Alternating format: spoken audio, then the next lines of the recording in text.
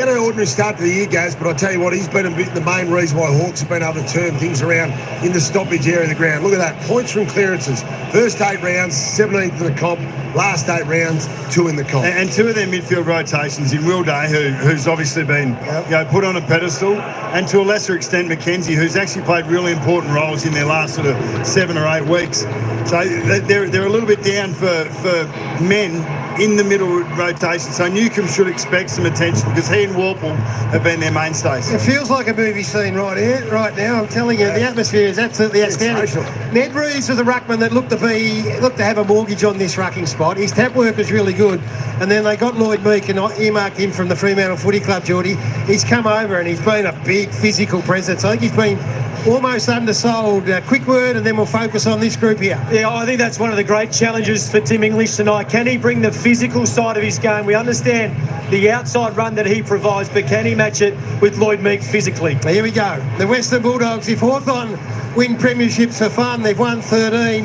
They're cherished at the Western Bulldogs. They've just got 2 in the locker at the moment, but that man on the right, Marcus Bontempelli, he's going to just defer to Liam Jones in game number 200, but when the ball bounced, Marcus Bontempelli, this is his club, and can he carry them to their 3rd? They've been here before, they've done it from outside the top 4 before, and they think they can do it again. Absolutely. They could have a charm run throughout the finals if they can get over this one. They won't have to travel that much at all. So they're obviously one of the 4 teams in the comp playing great football. They've been able to get the stoppage stuff, which we know has been strong, but they've been able to get the turnover game and get themselves sorted behind the ball bucks. They're absolutely star-studded. We probably said 6 to 8 weeks ago, maybe Marcus Bontempelli doesn't have to do as much. Well, since then, since Treloar and Liberatore and Richards and other players around the edges have taken more responsibility, it's just their best players popped again. Now, Bontempelli's probably played as well in the last 6 weeks as he ever has. Well, we can't go any longer without talking about him, so let's jump into him.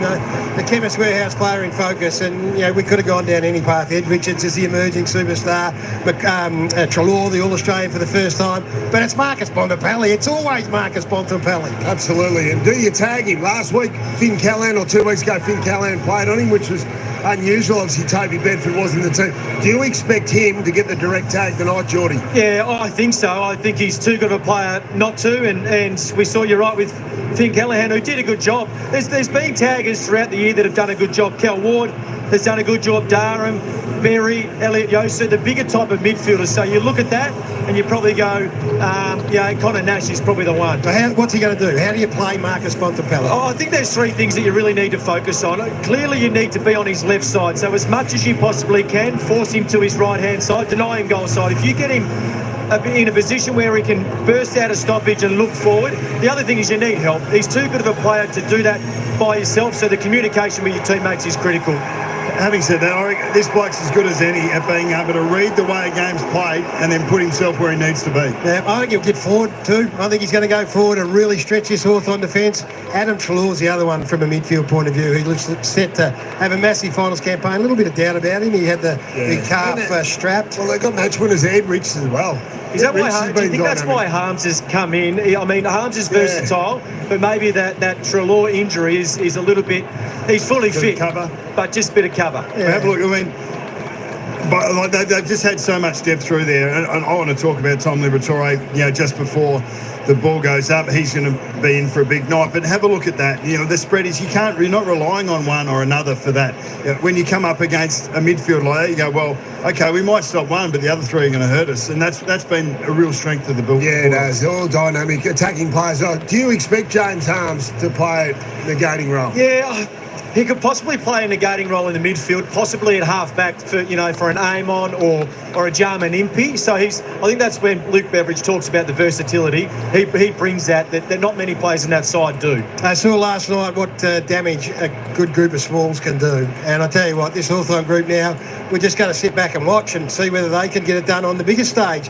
All good and well through the home and away, and they've been absolutely outstanding, but we're going to watch them go about it tonight.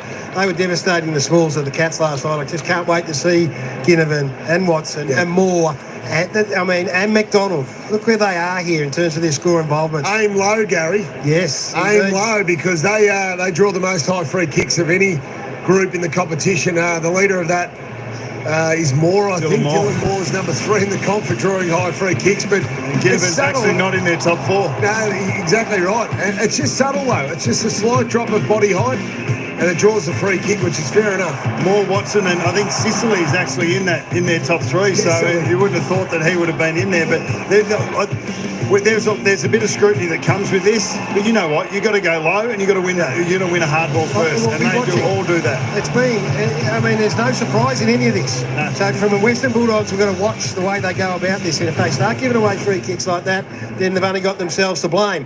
The ground ball situation is really significant here from a Hawthorn point of view.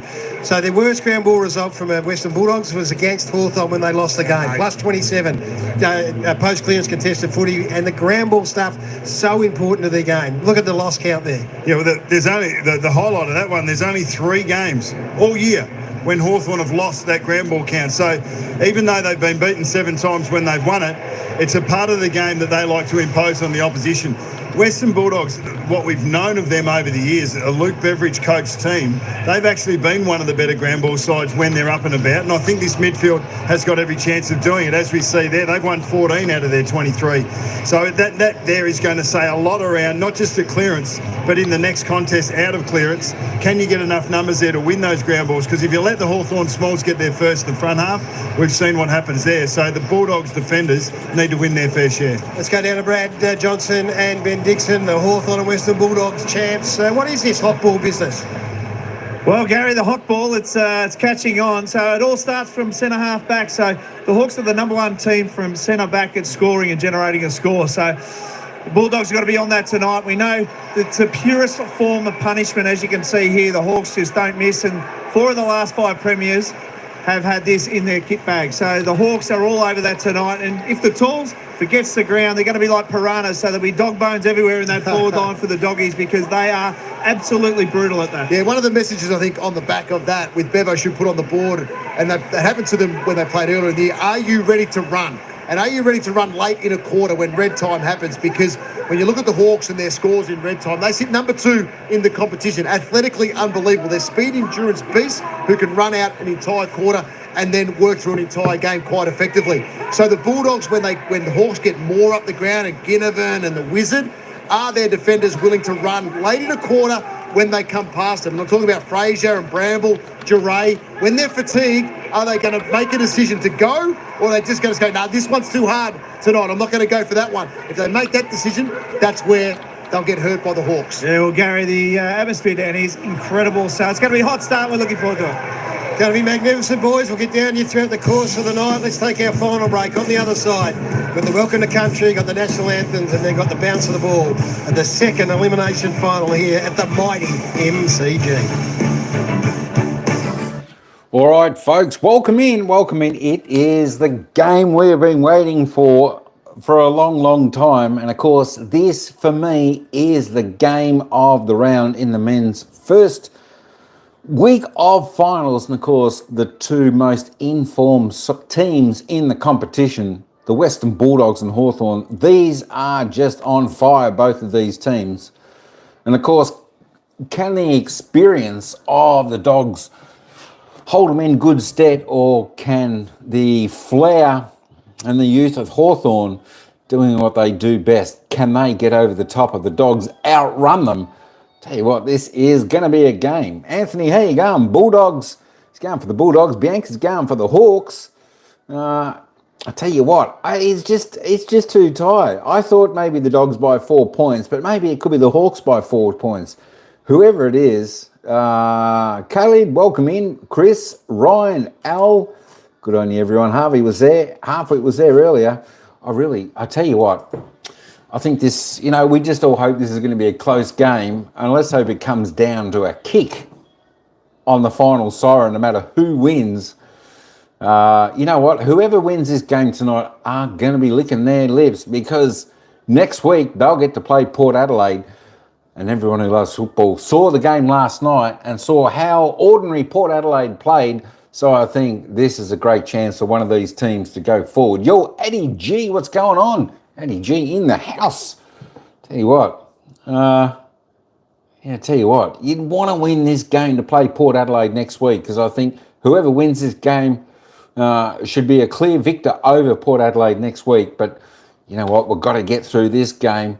Who's it going to be? I don't know who to barrack for. You want Hawthorn to win some money in your multi. Geelong were very good, Bianca. That's true. Geelong were very good, but I tell you what, Port Adelaide were very poor. I think Port made Geelong look even better. Geelong just, they did their roles. All their players did their role, and they all did their role very well. But yeah, you know what? I think whoever wins tonight should definitely be pretty happy that they're going to be playing Port Adelaide next week. All right, let's just have a quick look at the lineups just before we get back down to the ground. Dangerfield, he was absolutely fantastic last night. He really looked, you're right, he looked on fire. He could have come off the ground late, had a rest, but he said, no, thank you. Too much fun. He wants to stay out there and doing his things. The lineups for tonight, the Western Bulldogs, of course, Harmus comes in, Arthur Jones goes out. Of course, Dura Jones, O'Donnell are the full-backs there, Bramble, Lob, Dale the half-backs, Richards, Trelaw, Williams the centres, Ugelhagen, Norton, McNeil the half-forwards, Waitman, Darcy, Vandermeer the full-forwards. Of course, the followers are Tim English, Bontempelli the superstar, Liberatore. For Hawthorn, Josh Ward comes in, Cam McKenzie going out, Cicely Frost, Impey the full-backs, the half-backs, D'Ambrosio, Scrimshaw, Magnus. Of course, the centres are McDonald, Moore and Josh Ward. The half-forwards, Amon, Chol and Ginnivan. Is Ginnivan going to show a little bit of his flair tonight? Is he going to show a bit of excitement? That's what they need. Who else? We got the forwards, Adair, Gunston and Luke Bruce. I actually heard that Luke Bruce was the sub, so I'm not sure who's going to take that position. The followers are Meek, Warple, Newcomen. The interchanges, there we have it. But that is the team lineups. We've got the worm there ready. Don't forget, you want to see the line, the worm going up on your team. That means you're in front. Of course, the scores will be up to date. We'll give you player stats at quarter, half time and 3/4 time. KO, yeah, that's what I'm watching it on. Should be pretty good. I think they're just doing the call of the country, the welcome ceremony at the moment, just down on the ground. We'll take you down there in a minute. Can you believe it, folks? It's finally here. 4 minutes before the bounce of the ball. This game is the game that we've all been waiting for. The Western Bulldogs Hawthorn, the most anticipated the first final of the series. Between this, of course, we did see Geelong way too good last night for Port Adelaide. Of course, Port Adelaide in fear of going out in straight sets again. Of course, I just had a look, and I think it was one game all for these two teams, the Dogs and the Hawks, who have played this year. One game all, they've met each other twice. And of course, don't forget, tomorrow afternoon, we've got the other great game there. Battle of the Bridge, that's Sydney Swans and, of course, GWS Giants. Who's going to win that game? Who knows? Who knows? I think Sydney might be a little bit too strong in that one. And, of course, tomorrow evening, don't forget, we have Brisbane Lions taking on Carlton. I'll tell you what, can the Blues do the unthinkable upset, or can the runners-up from last year, Brisbane Lions, can they spank Carlton and continue on their journey? All we've got to worry about tonight, though, folks, is tonight, this fantastic, exciting game, the Western Bulldogs taking on Hawthorn. It's going to be an absolute ring-a-ding-ding game. No better match, I think, than this one coming up. Come on, the Blues from Bianca. You reckon? You reckon Sydney and the Blues? There we go. I tell you what, all teams playing have a chance because this is the best final series we have seen in such a long time. I think all teams are pretty well even. You know, it's really strange to think that the two most informed teams of the competition at the end of the home and away season are the Bulldogs and the Hawks, and they're playing each other. I would have loved to have seen them not play each other, play separately. Would have been great to actually see these two teams get through to the grand final, but unfortunately only one can. Of course, Al's hoping for Sydney, He's been years since he's waited for Sydney, but Sydney are a big chance if they get a good start against GWS Giants. That's what they have to do, bring the pressure. I'm so excited since COVID. This is exciting. Let's go. Let's go. Tell you what, Sam Mitchell's done a great job with the Hawks this year. No one saw it coming. No one saw it coming, but we did see it probably halfway through the season when Hawthorn was sitting about 13th or 14th. We knew and we saw, we understood they were on the charge upwards, and upwards they did. So I'm very happy that Hawthorn got there. Happy that the doggies got there. But you know what, folks, don't forget to vote. We've got the poll there. Who's going to win? Is it the Western Bulldogs or is it going to be Hawthorn? Put your vote in. That's enough of me from talking for the moment. I'm going to take you down to the ground, to the commentators. We're a minute out before the bounce of this incredible game. Western Bulldogs taking on Hawthorn. Good luck, both teams. Coaching Sam Mitchell, so familiar.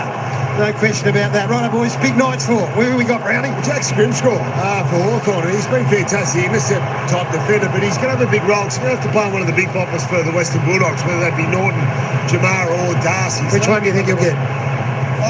It's a really hard one to tell. You may get Jamara for a period, so that'll be one to watch. I've got Tom Liberatore. I just think the game's going to be played in scrimmages as much as these two teams play an open brand of footy and they love transition. Finals ends up coming down to who's prepared to put their head over it and be clean. And he's probably one of the hardest, cleanest players on the field. I'm looking forward to seeing him go about it. I've got an old wise head, Gaz, in Jack Gunston. I just think the interceptors in Lobb and Jones will be high on their priority list, and he is a player that has done that job before in terms of nullifying the interceptor, but also kicking goals on the back of that. So I think his role in that forward line, with the experience that he's got, but the role that he might play on one of those two players is hugely important. Yeah, I'm going for Rory Lobb. I still think it's one of the more extraordinary turnarounds. We'll just get the toss of the coin here between the two champs, the All-Australian captain, James Sicily. What a star he is as well. He's going to have a massive say in proceedings with his ball use off back half. Did his shoulder in the corresponding game in round 8 as well and came back on. Went forward and kicked the winning goal. Rory Lobb hasn't been, well, he has. He's been tested a number of times, but I just wonder whether the Hawthorn will just try and flip him around here, try and get a match-up that suits them. We'll find out, though. All the preliminaries are over here. So, go down the line, who's winning? Geordie? I think Hawthorn goes. A little bit of heart in that, but I think they get it done. I've got the Dogs. I think the closer the game's got, I'm thinking, Hawthorn are going to give a great account of themselves. But they play a lot like the Giants do, and the Dogs were able to knock them over and cut them off at the source 2 weeks ago. I think the Dogs tonight, Gaz. I think Will Day's a big loss, that Hawthorn midfield. But 2 weeks to prepare, Bev. I can't wait for this. Going for the Dogs as well, but I wouldn't be going to bed early. She's going to go down to the line. You see big Darren Norton's gone to the goal square. Looks like Frost is going to him. Blake Hardwick we haven't spoken about. He's a nice player to be called upon. He's got some experience. Weddle to Darcy at this stage. Sicily goes to Caleb Daniel. They're going to try and get off him. Oh, there's matchups everywhere. The Bont's got Connor Nash in the middle of the ground. That's going to be one to keep an eye on. Liver and Newcomb. We'll see at quarter time. And we are go. Perfect bounce. Meek a little hand in. Off the line to Ambrosio. Treloar, now Bontempelli, the clearance specialist. Inside 50 for the first time. Out came Waitman. Here comes Richards. Straightens up. Handball to Norton. First one coming up for the Dogs.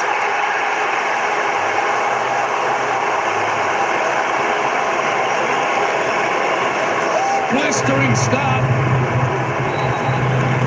Whipped it out of the middle. And the big man jams it home. Willing sharers of the ball, JB. That's what finals teams do. Great contest from Waitman out on the league too. Got it to ground, and Ed Richards, what a revelation he's been this year as a midfielder, followed up, dished it off to Norton. Will Bonner's the danger man who got it out of the stoppage, but it was the follow-up from Ed Richards, and just behind him was Treloar. That's the work rate that the Doggies are going to try and bring tonight. Get it out of the stoppage, get it forward, and put that under man defence, under a bit of pressure. Great start from the Dogs. They're traditionally fast starters too, the Dogs. Terrific start here in the elimination final. English in there, 8 as well. Might pull him high and he'll get the free. the big fella. Rory Lobb has Shoal. Jones has Deer. Big Lloyd Meek gonna have to kick it. All other options full, and that's a good ball. Just read it better than anyone else. Did Deer. Just read the flight of the ball. He saw it dropping quickly.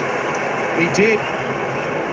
And Jones just couldn't go with him there. He separated at least 5 metres there. Kelsha Deer. Just have a look at this here. Just couldn't go with the younger legs there, and he read it beautifully, Deer. Debuted against this team back in round 8. Did Kelsha Deer. And here he is with a kick of 40 metres. Punt road end. He's offline. First score for the Hawks. Dale will bring the footy back in. Magnificent crowd. Only final to be played here at the G. It's a really nice kick. It's Bramble. He goes to Richards, and Nash had a play on the ball.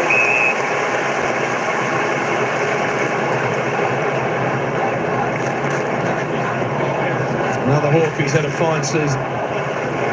Connor Nash. Jones has rolled over onto Gunston now.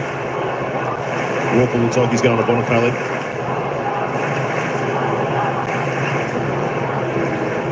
Meek been a revelation. Newcomb crashed into.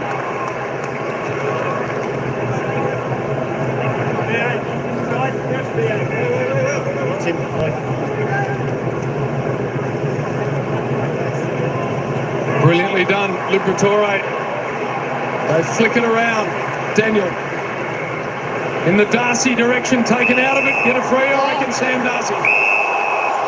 Great example of the Dogs at stoppage there. Just slick hands, Libba's hands to get that ball out into space. Not many players make that handball. He's got Daniel on short, uses him. Daniel. Anyone can find someone presenting up here. It's Caleb Daniel. Almost a free kick to Darcy off the ball. Norton comes. Strong defence from Weddle. Ball in dispute. Vandermeer. Did he throw it to Bonapelli? Bonapelli's kicked the goal, but it'll be a whistle. It'll be a Carlame on 3. Matt Stevic, man in charge. Nick Foot, Jamie Broadbent, Craig Flair. 4 of the best in control of this big game tonight. You can see how the Bulldogs want to build the ball up. It wasn't quick. They wanted to slow it up to make sure they had plenty of numbers if the ball comes to ground. Gee, that allowed Richards an opportunity with Nash, but he got him high. Speed here, the Hawks, tumbling ball straight to Jones. In the air to Norton. Nice set of hands, they want to go fast. German Impey block. It's a German Impey free kick for a block. Is that right? Yes, German Impey. Decision made a long way away from the Norton mark. Not letting this game go at all, JB. Been a lot of whistles already. That was against Wakeman there. I thought he was a bit pretty unlucky. You can hear the Dogs fans. They're not happy at all. Morrison.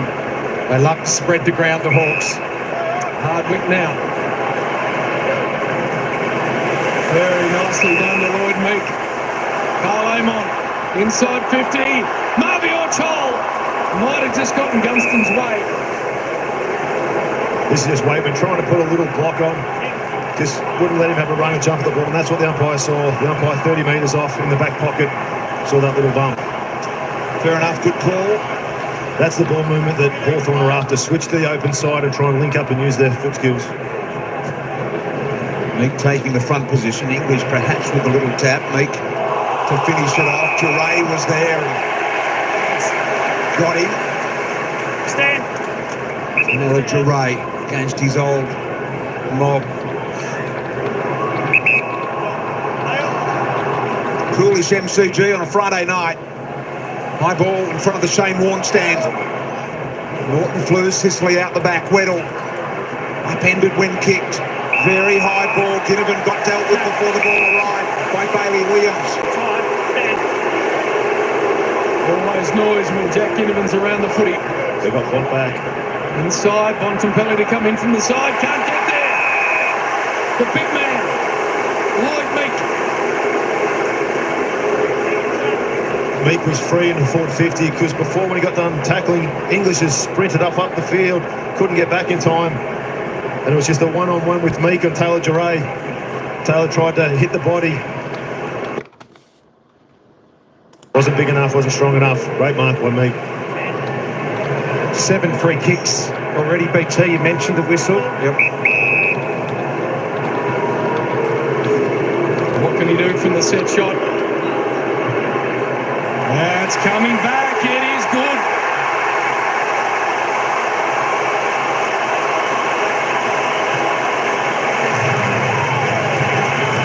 Oh, nicely done by the former Docker. First of the night for the Hawks.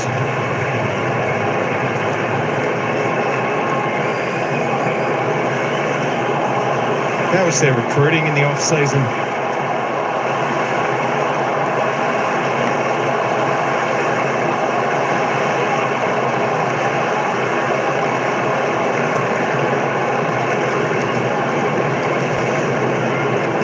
This is where English got caught running off. He thought he would try and be that +1 down the field.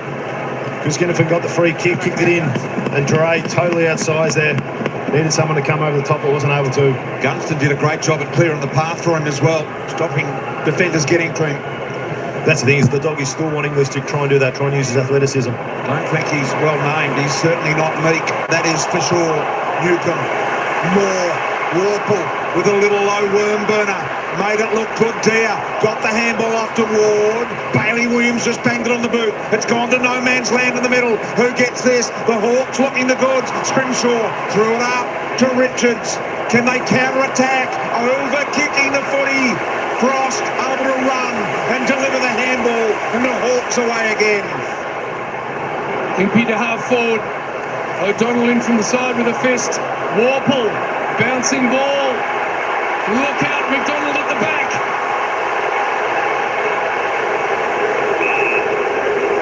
It's going to be a thrown-in ball. So the Bulldogs have only been able to take the 3 marks so far in this game. I'd like to control the tempo a little bit more. It's a bit chaotic. It suits Hawthorn. This is where you want Moore or Ginnifan. Watson on the move. Meek gets it to the back. Bontempelli doesn't really collect the dump kick at all. McGuinness, Scrimshaw. They go inside again. Nicely judged by Rory Love. I think that umpire's been hurt there, umpire Nick Foot. Looks like he may have caught one in the ribs or shoulder area. This is what the Dogs want, Rich. They want to slow it down and control the footy, don't they? Yeah, the helter-skelter nature of the game, I think, will suit Hawthorn more. So let's see if they can control it. You see the umpire going down there. There's Sicily. So they've locked it in their end here, Hawk. Sicily wants to unload, and he does. Goes long, deep ball, Toll. Getting back bravely was Jones. McDonald, right foot around the corner. Hawks have got 2.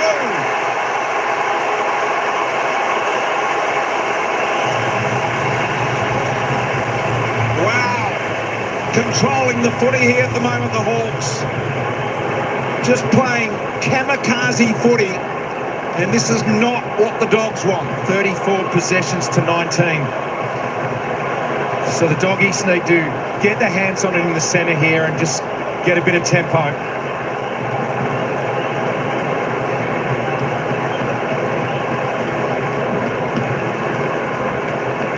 Richo, this is why it's important as a forward to move, keep on the move, and when you're out of position, just bring the ball to ground. Gunston was out of position, put the fist through it, and all you need there is one small little crummer to come through. McDonald gets to the right spot and calmly puts it through. Crucial by Gunston. Get it to ground level. The Dogs are not great at winning contested footy on the ground in their deep 50. It's a must you get it to ground, and Gunston did that. Darcy now up against Meek. Harms, the former Demon, nice and tough. And Darcy gets thumped into the ground.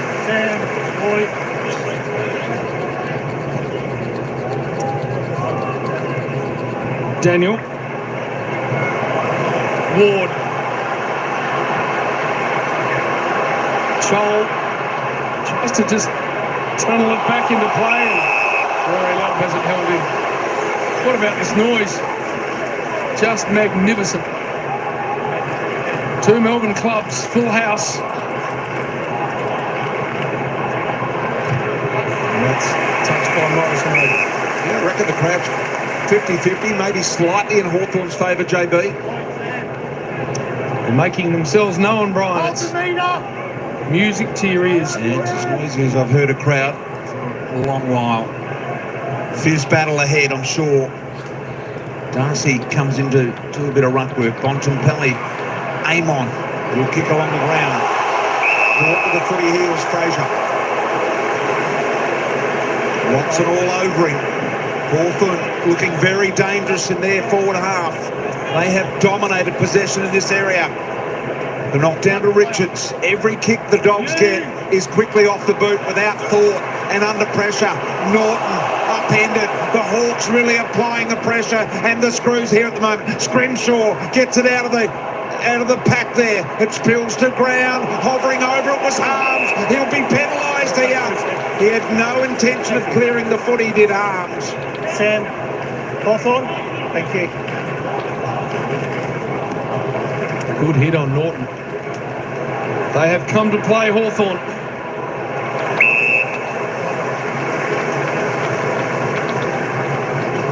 Hawthorn have had 33 of the last 43 touches. This is where the Doggies midfield need to really stand up, win a few contested possessions, get it going forward. Newcombe, ball's touched as you heard. Darcy around the body. Waitman's got to make this work. Thought he might have been held. McNeil into the path of Bontempelli. It just wouldn't sit for him. Morrison steps through. Should be a mark, and it is to Fraser. Fraser out the back. This is what they want. James O'Donnell.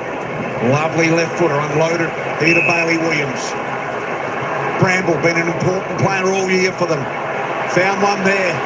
Hagen outmaneuvered. Scrimshaw to race it away. Looking for an easy ball out the back. Eventually finds it. D'Ambrosio. The Bulldogs have done a good job. Push across to slow the switch. Safe option to Sicily. There's only 1v1s down the line. Move it on, play on. Darcy to come at this. He's beaten by Weddle, but the mark didn't stick.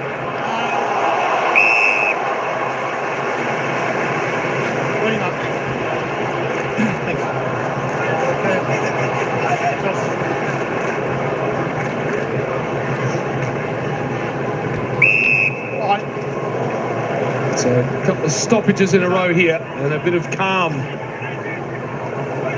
Sam, Hawthorn, who's up? Darcy way too tall to Daniel. Now Harms. Long in the Norton direction. Almost took that mark. This has been a better 90 seconds to a couple of minutes here for the Dogs. It slowed Hawthorn down. They didn't allow them to exit, and Rare opportunity to set up behind the footy for them. first time for a while. Yeah. They love stoppages in their forward 50. They haven't had any tonight. With their defenders a spell. Darcy quickly onto the boot. This is a goal! From 45 around the corner, if you don't mind.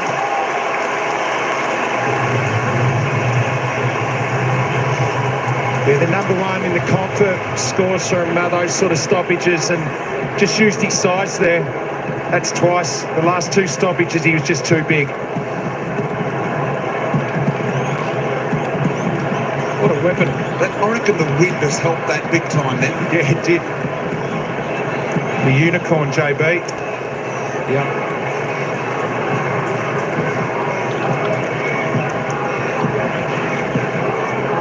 This is where the Hawthorn winger, in this case it's D'Ambrosio, he needs to be close and ready for that. This is exactly the same as what Darcy did last week against GWS, grabbing it out of the ruck, using his size, and he's talented enough, the bloke of that height, to be able to put it through. They need to be careful on the defensive 50 there, because he's going to try and do that at every forward 50 stoppage.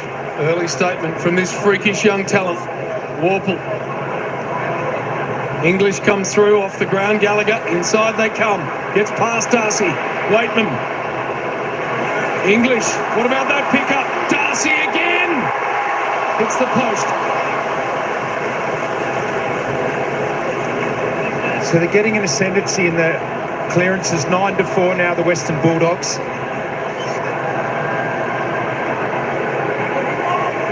Scrimshaw with the kick-in duties. Goes for Sicily, doesn't let him down. It's got Impey here. Just held up a little bit, the wind is playing havoc. Impey was in space, it definitely held up, Brian. First ever player to play his 200th game in his first ever final is Liam Jones.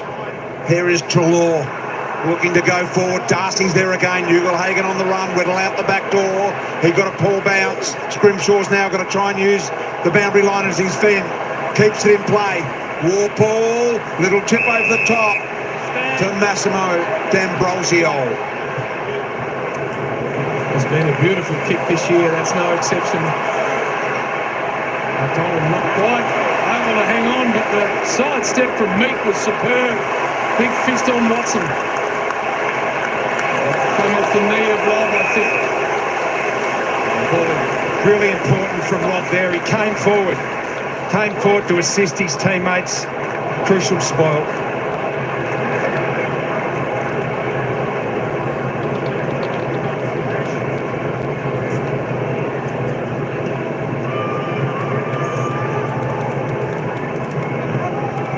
Slapped forward by English. Treloar.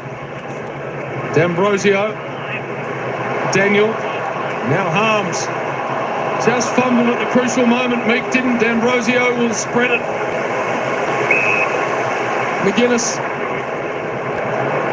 sets Moore a real task. Bramble with him. Good old-fashioned one-on-one, and it's won by Moore, but in the end, Bramble collared him. Weddle. McGuinness. Squaring ball. Chol! Not paid. Couldn't stick it. What a tackle by Gunston. Chol cursing himself, he couldn't hang on. Golden opportunity let slip there. Meek and English. Picked up here by Gallagher. Vandermeer. Impey saying it was touched. Vandermeer in the meantime wastes an opportunity. And Ugelhagen not getting very well served at the moment. This was excellent from Jones. He was cautious of Gunston leading up, but also realised Impey coming through the corridor, read it perfectly. That's what you've got to be watching for as a defender for Bulldogs. 1 forward taking you out while someone replacing that space. Number one stoppage team in football, the Dogs. Meek broken up neatly by Gallagher into the path of Weddle. Meek's touch early has been good. They pound it forward. Williams. English back to Williams. That's going to land in the lap of Weddle. Well set up behind the footy, Hawthorn. Switches on. All the way back to Scrimshaw. Hardwick moves for him. Gee, Moore's out here on the wing on his own. They go further to D'Ambrosio. Uses Moore by hand. Turns inboard. The kick works to Nash. That was classic Hawthorn, the switch there. The half forwards getting out into space, open space. Set up kick from Nash. English at the front. O'Donnell's dumping kick lands with D'Ambrosio.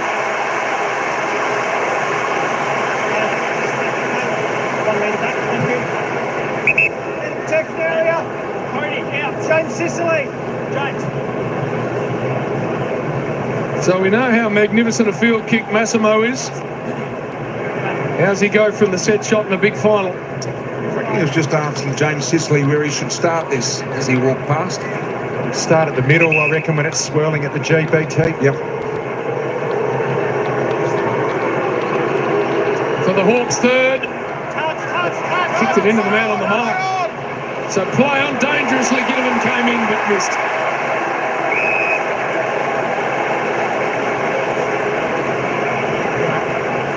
Dinner at one of the local Richmond pubs last night, Jack Ginnivan. London Tavern. The London Tavern, just up the road, no more than what? Lennox Street. Half a kilometre from the G. Would have been packed pre-game tonight. Strange, but each to their own. A couple of sparkling waters, ABT. Yes. Your day would have been a few beers. Yes, it has changed ever so slightly, Hodgie. Richards. Out the back, Bailey Williams keeps it rolling, or does he? Amon tried to thread the needle. Plenty of Bulldogs players there. Richards found opportunity here with McNeil. Now the Dogs can go forward once again. Good looking ball to Norton. Norton's got an overlap runner in Treloar. Treloar's got time to straighten and distribute. And the great man Bontempelli to just slow things down. It's just so hard to stop. When you're running numbers and link up, whenever there seemed to be forward pressure coming at him, there was a person left, there was a person right. They just never leave anyone by himself. Just lovely touch by Libert of Norton, wasn't it? Now Bontempelli. Remember, very, very windy conditions. From outside 50. Just saw players not having much of an idea where to start the footy here, such as the wind.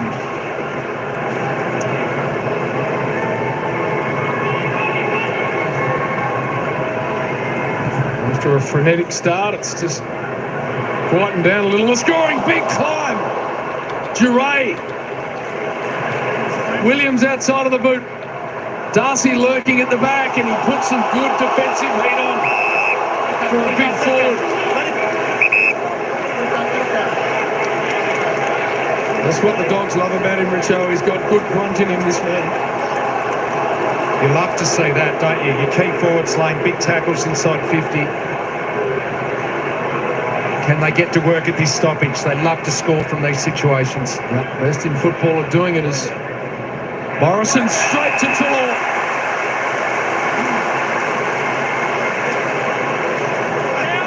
Saw that. Same thing down the other, those hack kicks. The forward half intercept, so important. No surprise, Libber getting under a bit of Hawthorn skin.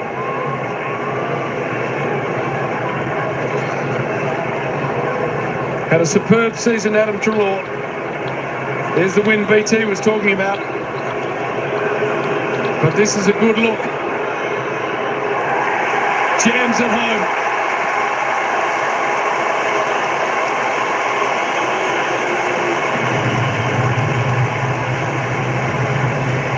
High quality player. And a really good finish in swirling conditions.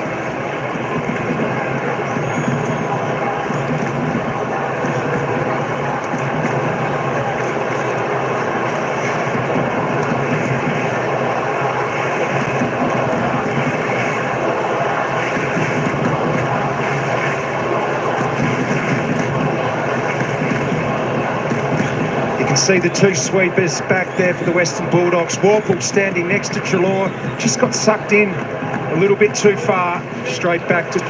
And he did well here, BT. Kept it low into the wind. That was the key. 31-year-old Treloar, named as an All-Australian for the first time in his career this year. Player Stevic in the middle. Libber, Warple, Bontempelli.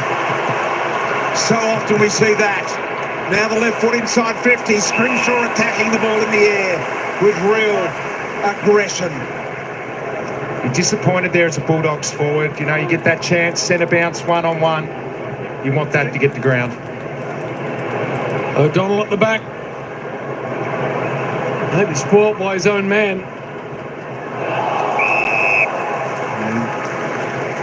Newcombe. The last to get up. Dogs have really fought back in that contested possession area. They were well down early, starting to even up. Morrison released it to Newcombe. Scrimshaw straight to Richards. Just a little bit of ascendancy here for the Dogs. It's a forward half game for them at the moment. Richards runs a long way. They spoil each other. Norton. Vandermeer. They'll get a forward half stoppage.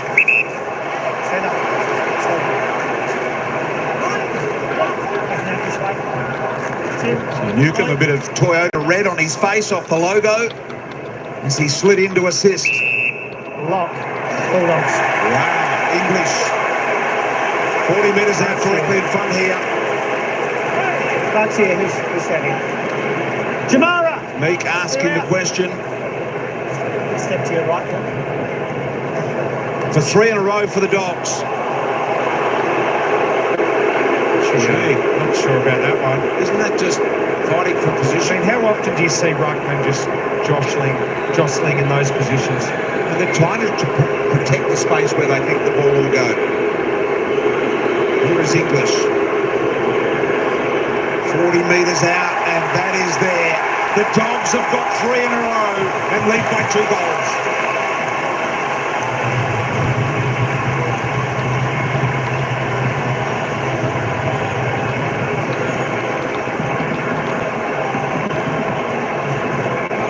Perhaps a little fortunate there, may be the Dogs. There has been a lot of whistles already in this game.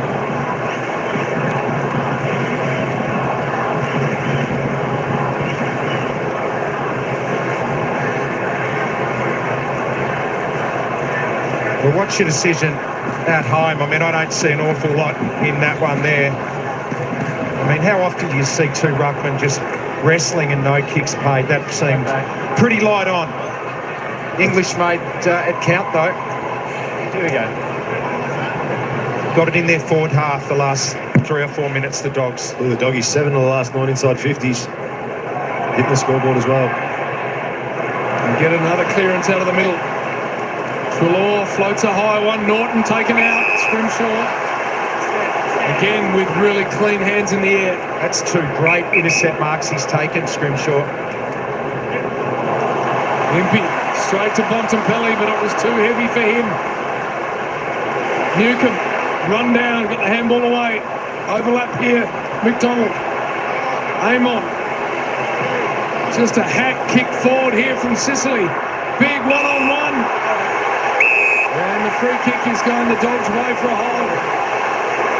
Cal Shadir can't believe it. Lots of the soccer that through as well. Dale brings it away. Beautiful ball, and that might have hit Dale Waitman there. Cody Waitman in the face. It's a big one-on-one, wasn't it? Had to win it. Look, Rory Lobb. And that come like a rocket. Oh, it did. I mean, one of the best kicks in the competition, Dale. Just got to him quicker than he thought, Waitman. Dale Waitman was a good player too. He was. There was too many Dales and Waitmans in that exchange. Yes. They're all good. There is Waitman. Eye contact. Bulldogs. Bulldogs. Let him up. Gallagher.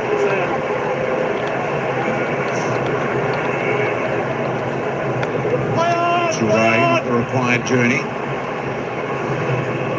Down the line he goes. Hugo Hagen has found it difficult to get into the game, and a few misdirected kicks his way, and just becoming a little frustrated. Yeah, I mean, he hasn't had a touch yet, BT, so you do start to get a bit anxious by this stage if you haven't had a touch. Frost's not going back on the mark very far. Went in the English direction, got a hand to it. Liberatore goes to work, and Trelaw's had a good start to this game. Here is Ugelhagen, got hands to that. Through comes Norton. Now Waitman. Can Vandermeer make something of this? Ugelhagen comes through. And he is claimed. That's good, he got after it at ground level.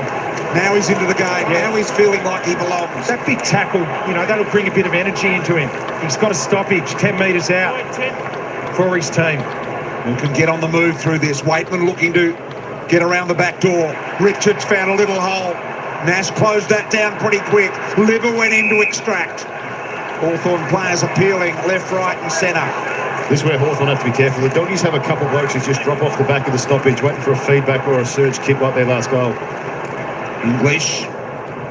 Libber was right there at the drop of the ball. Scrimshaw Dangerous kick. Charles got to be clean here, and boy was he clean.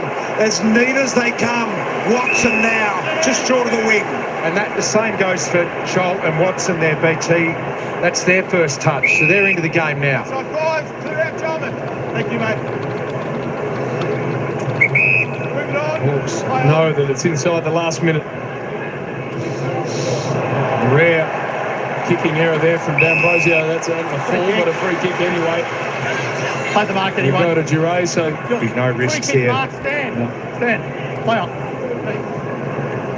funnel it back to Frazier. Outside 5. So they might just run this down, the Dogs. Sense they're going to. You've got Daniel out wide too. Take a 2-goal lead into quarter time. Fascinating first term of this elimination final. Vandermeer nervous around Morrison.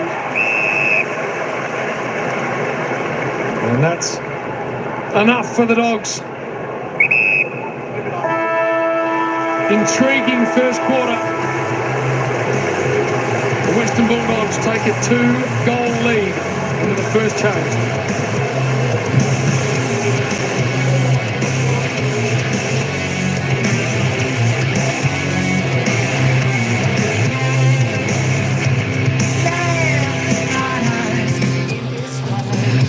All right, quarter time. This has been a good game. It sure has, Carly. I tell you what, this has been a cracking game. This has been everything that we wanted.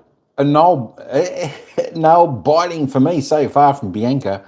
Welcome in, Bianca. Thanks for coming and joining everyone here. All good people. All like to have a bit of a chat. You got the alarm set. Good stuff. I tell you what. Start of the game, the Hawks came out running with their running game. But the Dogs, they contain that running of the Hawks and that pressure. And then the Dogs sort of flipped it on its head a little bit. And the Hawks are containing it. The Dogs do look a little bit better going forward. The Hawks just need to, lower their eyes a little bit, find their targets, and they'll be right. Unfortunately, the Dogs got let's just say, a free kick that wasn't there to English, who slotted the goal. So if it wasn't for that, it'd be a goal, the difference. But 2 goals of difference, 4-1-25 to 2-1-13. I tell you what, this is anyone's game. I think after this, after the first quarter, I think the Hawks might just settle down a little bit.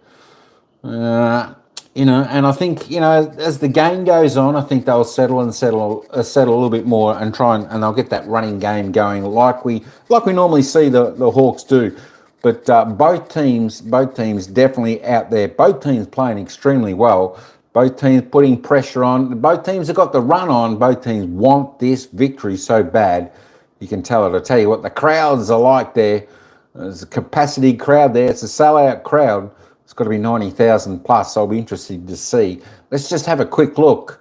Let me just reload this. Have a look at the ball magnets on the ground so far. For me, there's no real standout players at the moment. I think, all players from both sides, they're sharing the ball, they're doing their job, they're doing probably exactly what the coach has asked them for. Is just a great game. Everyone's performing pretty well. I think one of the ones, Ugelhagen, probably hasn't really had a touch, so he'll be looking forward to getting a touch in the second quarter. But it's Jack Scrimshaw who's taken some good intercept marks there for the Hawks. He tops the table with 11, 7 kicks, 4 handballs, 3 marks, doing well there. Ambrosia on 8, Meek on 8, Amon on 8, of course, the top 4, all Hawthorn. James Warple with 6. Bailey Williams and Tom Liberatore. Tim English are the best 4 of the Doggies so far on 6. Just goes to show you, even the Dogs in front, their top possession getter is only 6 for the Doggies. They're sharing the ball. Everyone is doing their job. Adam Treloar, 5 disposals, 5 kicks. He doesn't like to handball much. Normally he does, but he's just all kicks today. A couple of marks, a tackle. He slotted a sausage roll through the big sticks. He's going all right. Sam Darcy looked good early on in the game. He's a big weapon, big tall man. Got to keep their eye on him. Tell you what, the Bont, a little bit slow in the first quarter, but still grabbed a mark. Had 3 kicks, a couple of handballs. So not too bad from the Bont. Impey there with 4. Caleb Daniel, the little pocket rocket there with 4 possessions also. Let's just keep going down. Dylan Moore there with just a couple. There's a few players there with not a great deal of possession there. Jack Ginnivan, he needs to come alive a little bit. He's been well held. Just the 2 disposals, 2 kicks.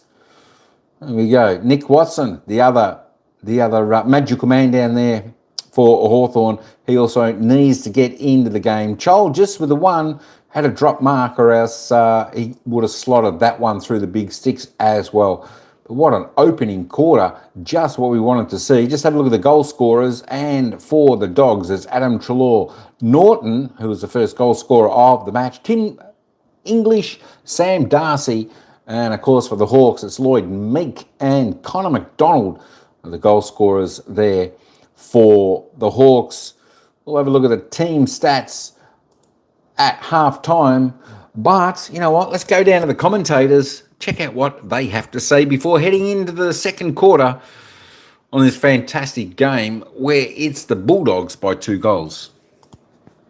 Gets outside of that. That's post clearance, and that was the real strength of Hawthorn's in the first 15 minutes. But the Dogs were able to arrest that difference and get back on top, and obviously that helped them get back on top of the scoreboard, Bucks. Yeah, they've committed an extra player to all the stoppages. The Bulldogs, they're starting an extra mid off the back of the centre bounce, and that's where Richards got involved in that first centre bounce, and they've actually been able to control clearance because of that.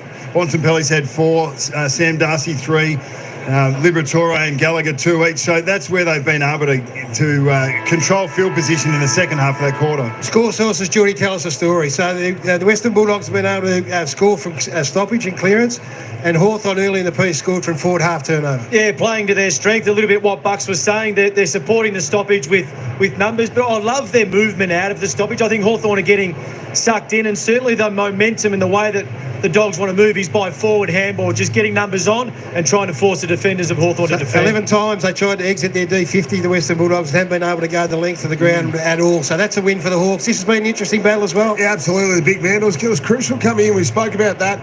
Both players challenging each other at either end, running forward, no question about that. So good one to follow throughout the night. Both with a goal each. Meek was trying to get the fat side to create an outnumber for Hawthorn. Did it a couple of times, which is usually Tim English's go. Both those ruckmen have had a say so. Sam Darcy thought he was outstanding early in the piece. The goal? Stood up and was able to. Then when those two go off the ball and Lee goes in, they get an advantage. Scrimshaw's been huge. Norton kicked the first goal. He's really held up well for Hawthorn. The sizzle hasn't come for the Hawks just yet, but just hold on. Nick Watson waiting to get involved. Maybe a child waiting to get involved.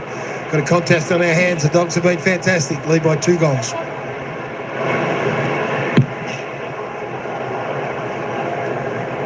Newcomb, really nicely done. Forward go the Hawks. Lob now with a hand in. Bramble against his old club, and he'll take that.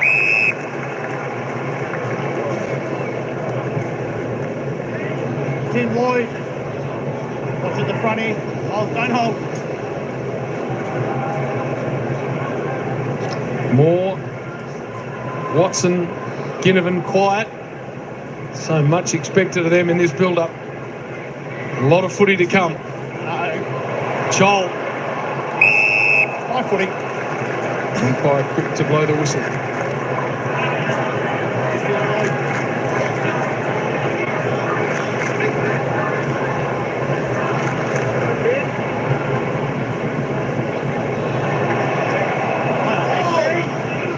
Liberatore doing what Liberatore does, Daniel. Ugelhagen, unrealistic. James Sicily. Unrealistic. Standard time. Out! James! Yeah. Sicily with the free. Waiting for something to happen here. A little bit of a hole there, about 25 out. And that's exactly where he puts it. Chol's got to run at it. Didn't go in the end. Yeah, you've got to get that to ground. That was in the air for a long time. The kick sideways by English is kept honest by Morrison, and he does really well to keep it alive. Chol turned to the boundary, little kick back inside. English did well to knock it away from Meek. The Dogs under enormous pressure. Richards, Bontempelli, they stream out of defence. And Caleb Daniel sees nothing that he can make down the ground, so he settles. presence of mind of Bontempelli. He just sees the whole ground and protects Waitman. Sicily wanted a block and he's got it. Downfield. Against Bontempelli. Time stand. Here, some part paid the mark. He was within about 5 metres, JB. Overruled. Seen a few blocks played tonight. All the way across the ground here for Jarman Impey.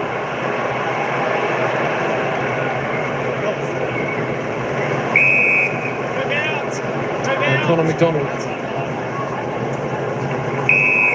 A bit of uncontested footy here for the Hawks. You got the switch on, scrimshaw. Hardwick. This is where the doggies have been really good to slow Hawthorn's ball movement. They're trying to cut the exits.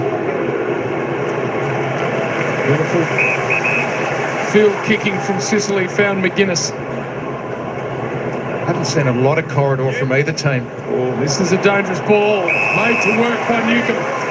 Yeah, he made it work, JB, because the Dogs are on. Scrimshaw, Richards, they load up through the middle. Harms, McNeil, really timely smother there by Hardwick. He's got to go again, Richards. Bailey Dale to Bailey Williams. Under Morrison pressure, and that'll be insufficient attempt for sure. So that's a win for the Hawks. Terrific pressure. They looked out there, the Dogs. Stand! They can't.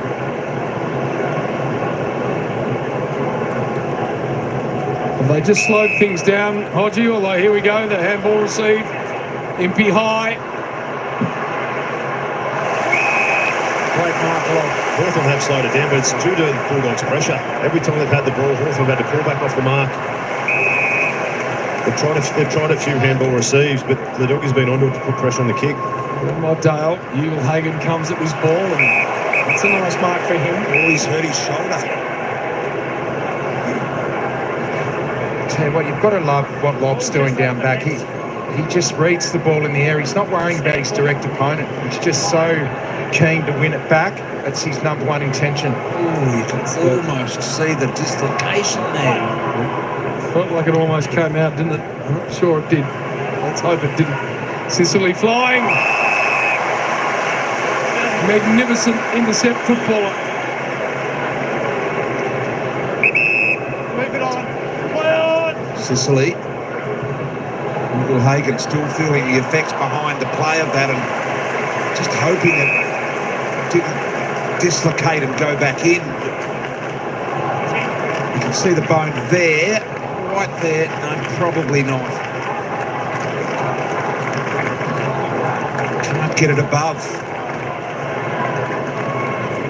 A concerned coach. A little bit of a hush in the crowd. Meek and English go at it. Bontempelli to Richards. Richards getting plenty of the footy. That's out of bounds on the full low.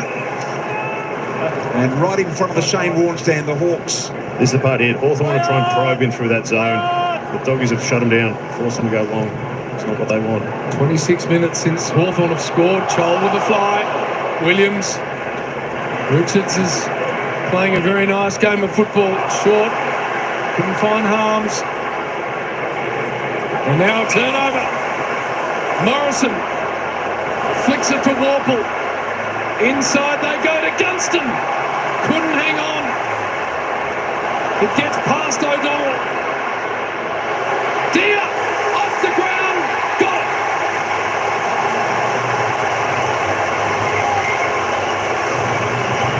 Kalshadir with a big goal for the Hawks.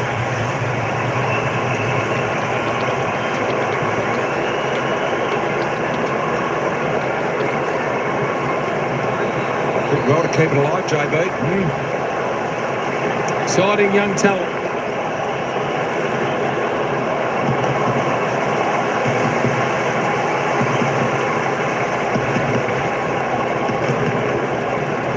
This is what they do so well, Hawthorn. Ed Richards there trying to slice it through the middle. And they normally kill you on turnover.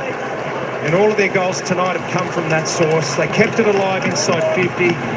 It took something special from Deer. But gee, when you turn it over against Hawthorn, they make you pay. Great soccer skills, a little dribble with the left foot and then a finish with the right. Yeah, your ball retention against Hawthorn has to be first class. Into the ruck goes Darcy. Richards again, he's the leading possession getter for the Dogs at the moment with 11. Scrimshaw for the Hawks with 13. Darcy overrunning at Impey. Band in there and Richards trying to raffle it. Meek goes down carefully, almost handed it to Darcy. Through traffic they go. Vandermeer searching. And Ugelhagen outdone there by Frost.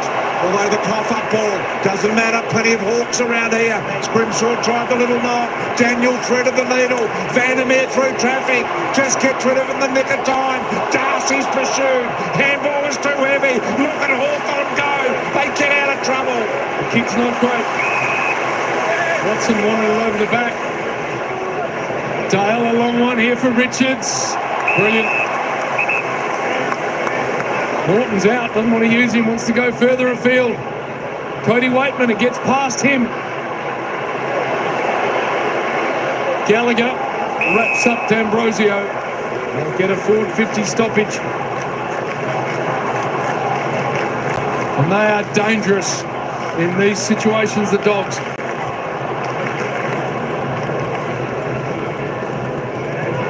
Daniel Treloar with some help. Enzo.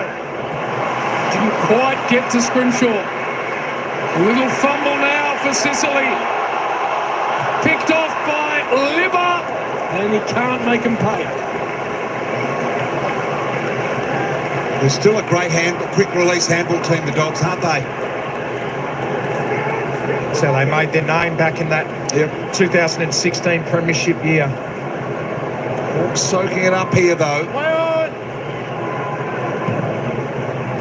Sicily towering out wide kick. Joel Williams missed with a handball. Ginnivan wanting a runner with him. Nash found it as well. So the Hawks surging, big overlap. Impey through the middle of the ground, looking to strike one out wide.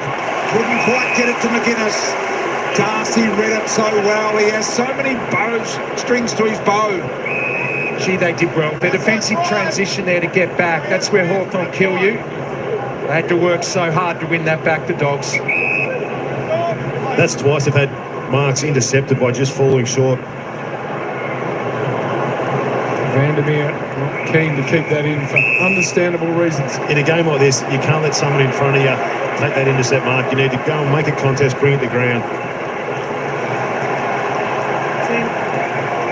Josh, up the leader. Frosty just talking a bit of trash. Yes. Got right into his ear. Yeah, he did. He's pretty good at it, Frosty. Could take away harms. High one here, Norton. Sicily, superb.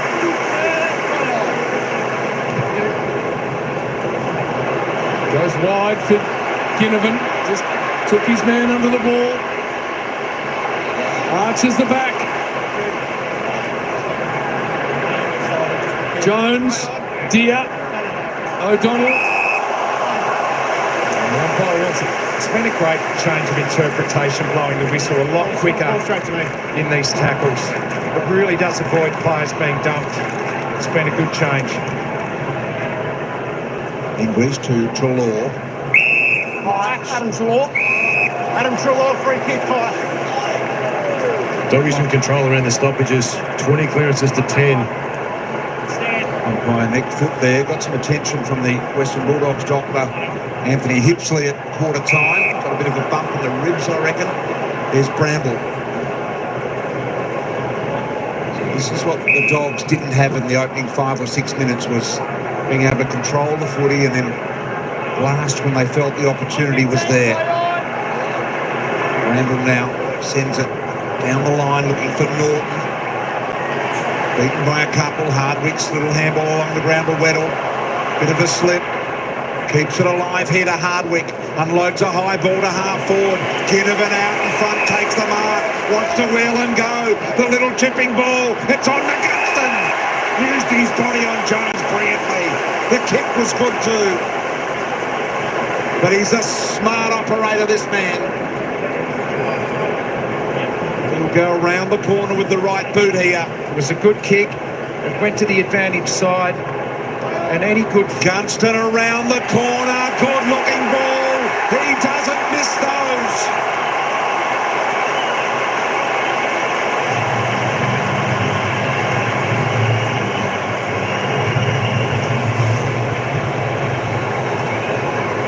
Close it within a point here, the Hawks.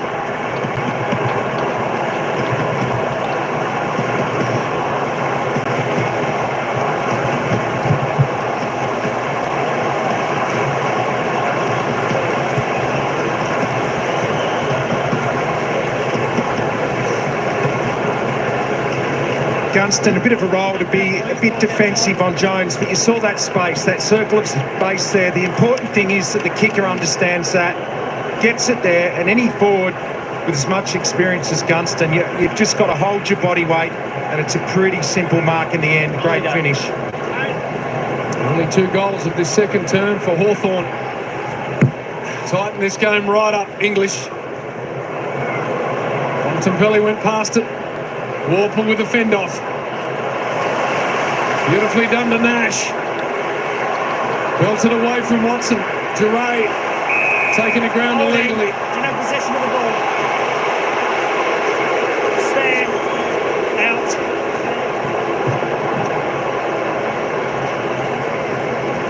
Williams. Out of reaches of the MCG. Goes in search of brilliant marking McLean. There, good McNeil, I hands. should say. And that was brilliant from him. And now a short one for Vandermeer. Who gets a run at this? Norton's involved. Sicily has been absolutely magnificent. It's going to land though with Fraser. Back now to Williams. Beautiful movement. Can he kick a goal from long range? Look at that.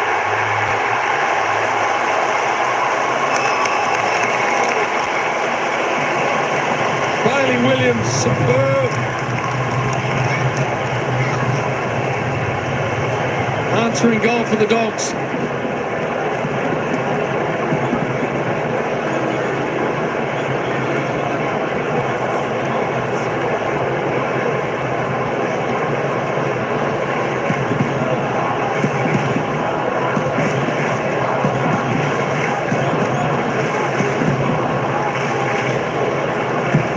And this is the thing, when you have so many numbers squeezed back into the D50, when the ball gets kicked out, you need to push out, put pressure on. Williams is too much space. Then sells the dummy, goes in. He's had 11 touches, second most on the ground for the Bulldogs.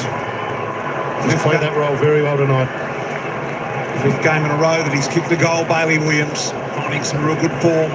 Dogs by 7. This is electric, this game.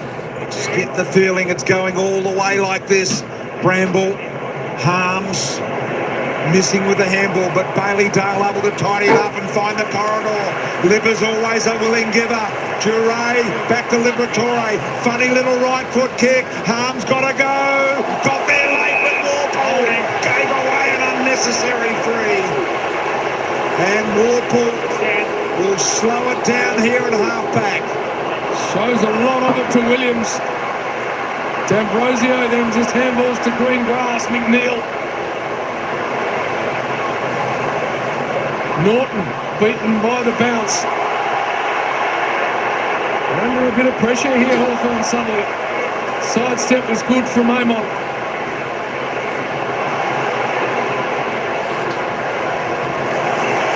Great handball here for Ginnivan.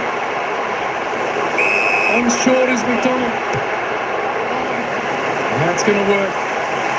McGuinness is out. Great kick into McDonald there. They could have gone longer, but chose the little hit-up option just outside 50. It was the right one. You had it gone the longer kick inside 50, it might have hung in the air. They might have been able to chop it off. That kick there was really important. It sucked out the defender, opened up that bat side perfectly for McGuinness. Only 8 goals in his 43 games. This is a massive kick. Just snuck left. Went the opposite way to it normally does in that pocket.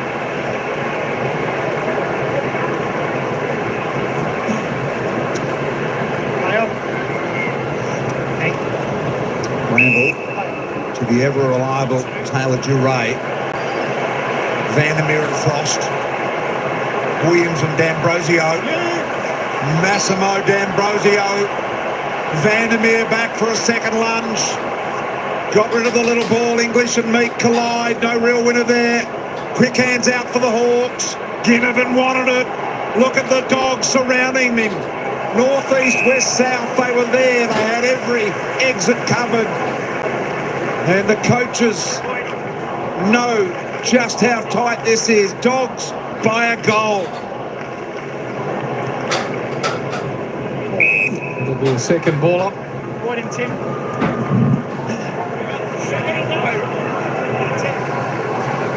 Huge crowd we're hearing. Yep, over 97, JB. Wow, that's incredible. Aim on. Out is Watson. Duray lost him somehow.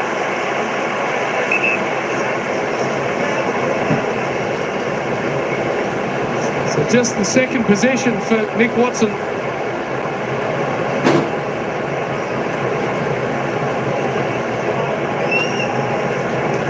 And set shots haven't necessarily worked for him, as you can see.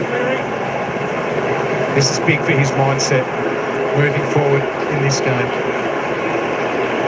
To draw the Hawks level. It's sneaking in.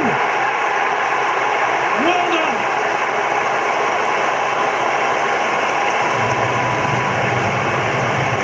First of the night for the Wizard. Third of the quarter for Hawthorn.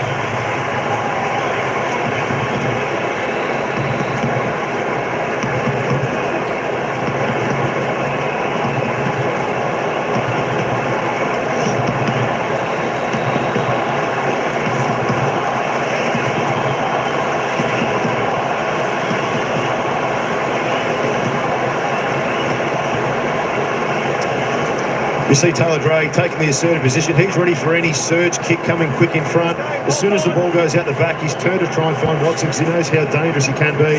Slips over and a simple mark for Watson. And you're right, BT, as the crowd goes up for Hawthorn, he's done a lot of goal kicking on his... He's done a lot of work on his goal kicking with Sam Mitchell. He was very inaccurate early in the year, but done a lot of work and improved on it. I think that crowd's for the Wizard. Hodgie, they're all wearing those Wizard-style hats.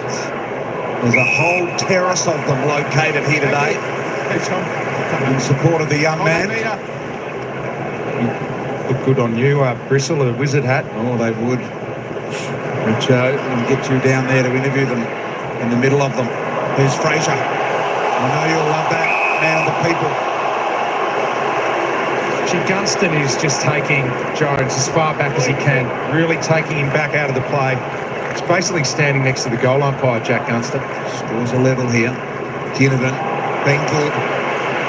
Got it to MP. Scorching ball in. Gunston, was he being held? Did he hold? No free play on. McGuinness. Around the corner, high ball. Charles, a massive leap. Morrison, little kick. They were so nearly through. Charles just about jumped over the northern stands. As athletic as you get, Mabsy Charles. What a dinged himself too.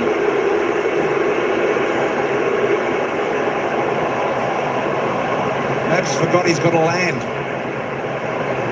Almost Watson on the fly. Starting to look dangerous, Watson. That goal's energised him. Can't let him run through quickly here. And Fraser picks out Bramble. I know Charles sore from that contest, but it's 3 times he's been outmarked in a one-on-one contest. As a forward, you need to bring that ball to ground. You need to fight a bit harder than that. Vandermeer, long ball here in search of Ugelhagen. Nicely defended in front by Carl Amon. Dr. Liam West is just out having a chat to Marbia Charles now. It looks as though he's going to run through it. It's the Telstra tracker on Sicily. Forward, and hit cleverly. They look to get it out to the fat side here. Are they happy on this northern flank? No marks inside 50 yet for Darcy, Jamara or Norton. In this quarter, Richo? No, for the game. Right. So you can look at that two ways, can't you?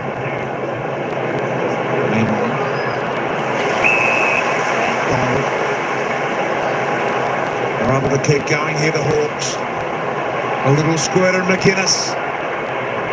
The smother effective, but no helpers. Massimo D'Ambrosio. A low ball in. Gunston into the pocket, pursued by Jones. Jones gets the congratulations of his teammate in Tom Liberatore. 3 goal to 1 quarter for Hawthorn.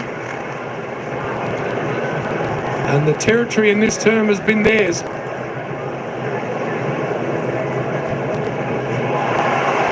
Newcomb, they're in front.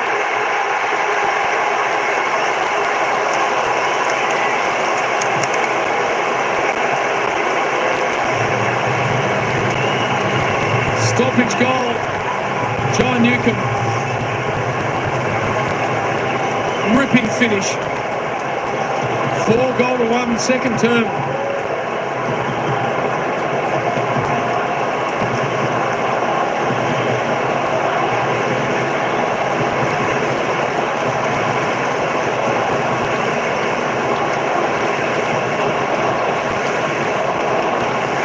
This is your stoppage craft at its best. Know where the ball's going to land, push off your opponent, gather it, take 2 steps, snap it around, and BT, the Hawk supporters are up and about. Yeah, and that's how you celebrate. You energise your teammates. And Jai Newcomb has done that. So Hawthorn have hit the front here by a goal. 5 minutes to half-time. Norton into the ruck. Warple. Amon got it. And that'll be a free to McNeil. That's like 5. Bontempelli pushing forward. He's just come back onto the ground, 6.5 minutes off. Ball out wide, and here is Darcy on the lead. Caleb Daniel around the corner. Good-looking ball poster. What are your thoughts, BT? Did he have it long enough? Sorry? Who? Darcy Crunk. No, Don't reckon so, Hodgie. Didn't sit in there long enough? No, don't think so. He'll be disappointed he didn't hang on to that, I reckon, Sam Darcy. Hardwick.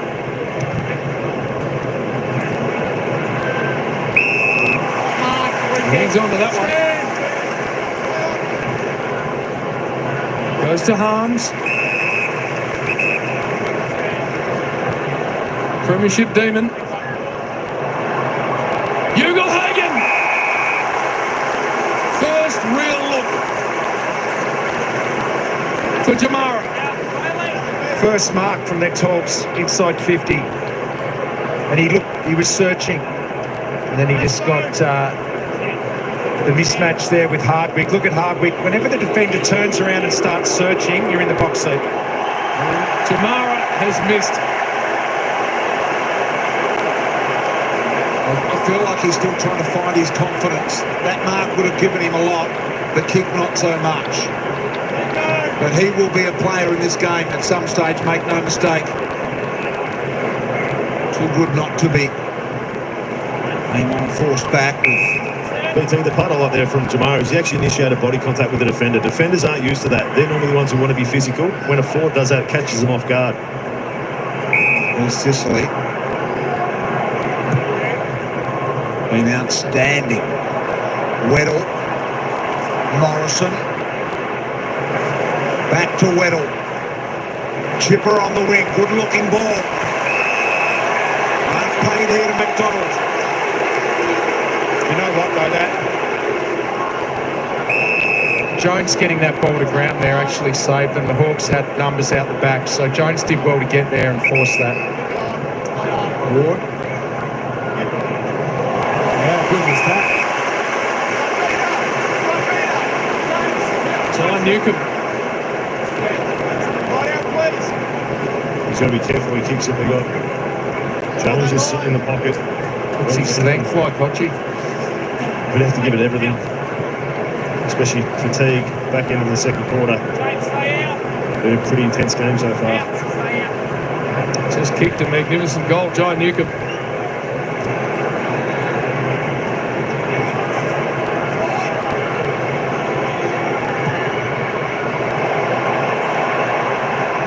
Hanging up in the air and helped through. So it's the careful part of the quarter. 2 minutes remaining here. Neither team wants to concede in this two. So they're fairly conservative. Dogs showing a bit of an opening here though. 2-on-1. D'Ambrosio did well. With support from Frost. This is as neutral a territory as you can find. In excess of 97,000 in for this elimination final here at the MCG. Hawks have fought their way back in with an outstanding 4-goal-to-1 second quarter, led by this man here, James Sicily.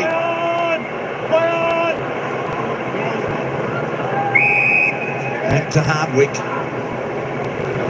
He goes short to Newcomb, so ever careful of the Hawks. They're happy with the 5-point lead they've got. They'll only go if it looks real positive. Morrison gripping their way down the ground. Here they go now. Morrison, a little chipper, finds more. One-on-ones everywhere inside 50. 1 minute. More on the head of Chol. Here they come, dear.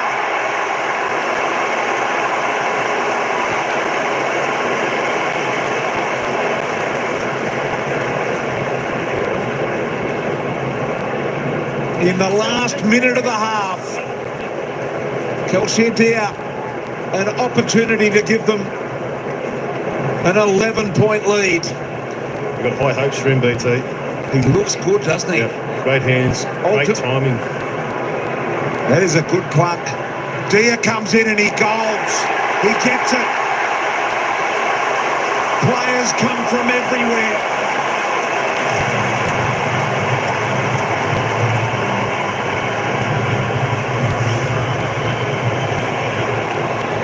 Two in the quarter for him.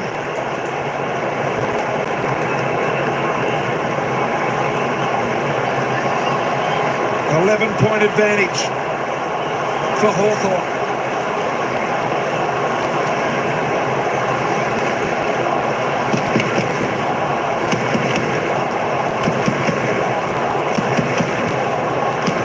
This is the danger for the Doggies when fatigue did hit. For Hawthorn to try and open the field up, get a few inside 50s. What are you saying if you're Luke Beveridge at half-time? It's just about what they've done has been really good. They've been able to control, they've been able to shut down Hawthorn's ball movement. It's stages like this when they do fatigue, they can get opened up. 5 goals 2 to 1 goal 3 this quarter, the Hawks. There's Newcomb, the push-off on Bontempelli. 6 seconds remaining. Don't think there'll be any further score added here now. Warple. Siren will sound.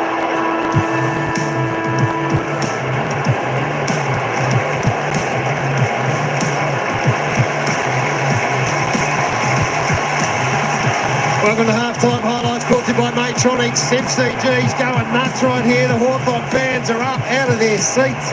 A 5-goal-to-1 second quarter. Outstanding. It's been an arm wrestle. We came into this game with these two teams scoring heavily over the last 6 or 7 weeks. It's a 7-goal-to-5 half of footy, which speaks, I guess, boys, to the pressure of finals footy. Yeah, so impressive. I mean, Hawthorn haven't been able to get that free-flowing, open game that we've seen so often of in the last sort of 6 or 7 weeks, but they've won in more than just that manner, and they were going to be tested tonight, and their last 15 minutes has been excellent. They've met the Dogs' challenge at the moment, got busy back at clearance and contest, and then gone back in on-field position and scores. Are you buoyed by that, Bucks? As a coach, that shows a great sign of maturity. Absolutely. Well, they couldn't have come here tonight thinking they were just going to run from the back half and go and score heavily against one of the better defensive sides in the comp in a final. That's not the way you win finals. And Hawthorn have obviously come with more than just that run and gun mentality because they're prepared to get their hands dirty inside as well. It's been a great goal. I think the overall intensity of both sides has been fantastic. I mean, you've seen a few fumbles, and by the time you fumble, there's probably 3 or 4 players from the opposition on you. I think you're right. I think they were forcing it too much in the first term. Certainly, quarter time came around, Sam Mitchell would have addressed it. They've been able to play that long down the line game a little bit better this quarter. So we looked at it pre-game and everyone spoke about the strength of Hawthorn laid with their small forwards, the tools of the Western Bulldogs, and maybe that's where the result was going to lie, but it's not the case right now. The small Hawks have battled to have an impact on it, particularly the All-Australian Dylan Moore hadn't been able to find it. Watson started to get involved a little bit later on in the game, and the tools of the Dogs have struggled to get involved as well. I think throughout the first 45 minutes, especially in the first half of the second quarter there, Hawthorn looked like they were out 3 or 4 times, and Western Bulldogs were able to cut those balls off across half forward. Credit to Western Bulldogs. Yeah, they've schooled up on this, and they were able to stop Hawthorn from doing what they want to do. On the flip side, the Hawthorn small defence, Scrimshaw, Sicily in particular, D'Ambrosio getting back as a winger, they've been able to stop the Western Bulldogs tools from having an influence. Ugle-Hagen's had just the 2 touches. Norton only 2 since he kicked that goal to open the game. So, you know, both sides have actually had wins against the opposition's strengths. We spoke about Hawthorn fans starting on the bench last night. Maybe midfield's different because you've got the midfield rotation, but I hate, as a key forward, starting on the bench. Remember Lee Matthews tried to do this with Alistair Lynch, Daniel Bradshaw and myself, and we all hated it. And Jamari Ugle-Hagen starts on the bench tonight, guys. It's hard enough having involvement or impact in a game of footy at the best of times, let alone when you start on the bench, as well as coming up against a team in Hawthorn who we said, they've got an undersized defence, let's challenge them. So I just can't understand why Luke Beveridge did that. I think he's tried a few tricks early on. He's tried a few tricks early. Now Jamara hasn't been able to have any impact in the game whatsoever. So you're saying it's because he started on the bench? Well, I'm just saying it for a forward's mentality. He wants to impact the game, impose himself on the game. We know he's obviously a lightning bolt out there. And he hasn't had that opportunity. Now he looks to me like his head's not in the game, Gus. I'm 100% with you on this one. Jamari Ugle-Hagen's been in rugby for me. Of course he'll have his reasons why, worried about Amon, worried about Impey's bounce off half-back, whatever it is. Seems to be the sort of player that needs to get involved and get involved early. James Sicily, again, has led this side magnificently. So for Pepsi, here's our half-time highlights with Pepsi. Tastes better. He's so laconic. He looks like he hasn't got out of second gear, but every possession he gets puts him in a really good attacking position, and his impact as an interceptor started to tell throughout the course of the night. Over 400 metres gained as well, Geordie. He's been everywhere, hasn't he? Just cutting off a lot of the forays forward for the Western Bulldogs. He's beautiful positioning, and he's playing at the height of his confidence. He's going for his marks. Yeah, and I think quite often he's playing on that third tool, so he does have the licence more so to come across and impact. He understands when his player's not dangerous, that time he's on hard, so a higher half forward, so he gets the right matchup to allow him to come across and impact. Then what you get off the back of that is his skill level to be able to access the open side or to go quick with a lot of depth. I think more and more they're playing him on a high forward who wants to get up the field and get involved in either defending or get high to run back with run and carry, and that just allows him to control the back half and do as he pleases. What has been, shouldn't be underrated, is what Hawthorn have been able to do in not allowing the Western Bulldogs to move the ball from one end of the ground to the other. It's been staggering. So they kicked their first 2 goals from forward half turnover, and just 5 times it exited. In the first 5 minutes, it came back 4. They've exited their defensive 50 21 times and haven't been able to get it inside 50 once. It's a great thing. It's extraordinary. It's a great pick-up, guys. The great thing about being here live at the ground is we can see that. The organisation from an inexperienced Hawthorn team has been outstanding. Clearly this has been a focus, guys, down at Waverley throughout the last fortnight, because they've been outstanding. The finger pointing, the direction out there, and the spacing between each other have been very professional. I think also, Brownie, off the back of that, there's been an acceptance from the Western Bulldogs to play this game. I know it hasn't transitioned into D50 to inside 50, but they are so frightened that the ground being big plays into Hawthorn's hands. So it has made it a bit tougher to move the ball, but I think this has been by design in a way. Well, they've got to change it, because in the end, it's Scrimshaw and it's Sicily that's starting to dominate, because they can't move the foot and put them under any pressure. Well, what that game style facilitated actually stopped Hawthorn, who were the number 1 side, from scoring from half-back. We saw that before the game. Up until the first 45 minutes of the game, they hadn't been able to score from half-back Hawthorn. They got there, I think that the third goal or the second goal of the quarter that they got in the second quarter was actually from half-back. Then they got another couple more. So Hawthorn were able to open the game up. It looked more open than the last 10 minutes, more of a Hawthorn game. Ed Richards, Shorty. Well, this is the games that have played in the coaches' box. So every centre bounce, there's been a midfielder start at centre half back and come through and try and stop one Hawthorn coming out the front of the stoppage, but then also get involved on offence. So this has been a ploy. It's been Bontempelli, it's been Richards, it's been a few of the other half forwards, Treloar. So you can just see here as the play unfolds, he's lost his direct opponent, being able to sprint forward and really be involved on the offensive side. That has been a play that we haven't seen from the Western Bulldogs yet this year. He's brought it out in the first final this year. Nice pick up, thanks to Zero. Let's go down the boundary. Ben Dixon and Brad Johnson down there. How you seeing it, boys? Yeah, plenty of energy down here at the moment, Gaz. Jono, what did you see in the first half? Well, plenty of energy for the Hawks in the stadium.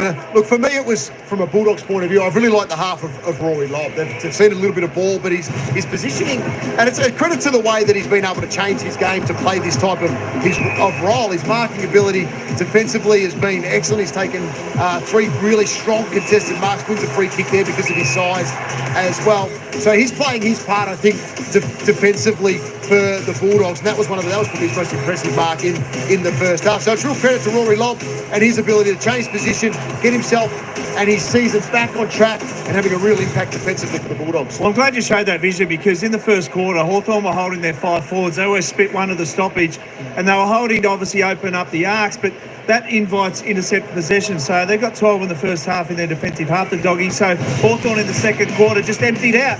So they said, let's get some isolation.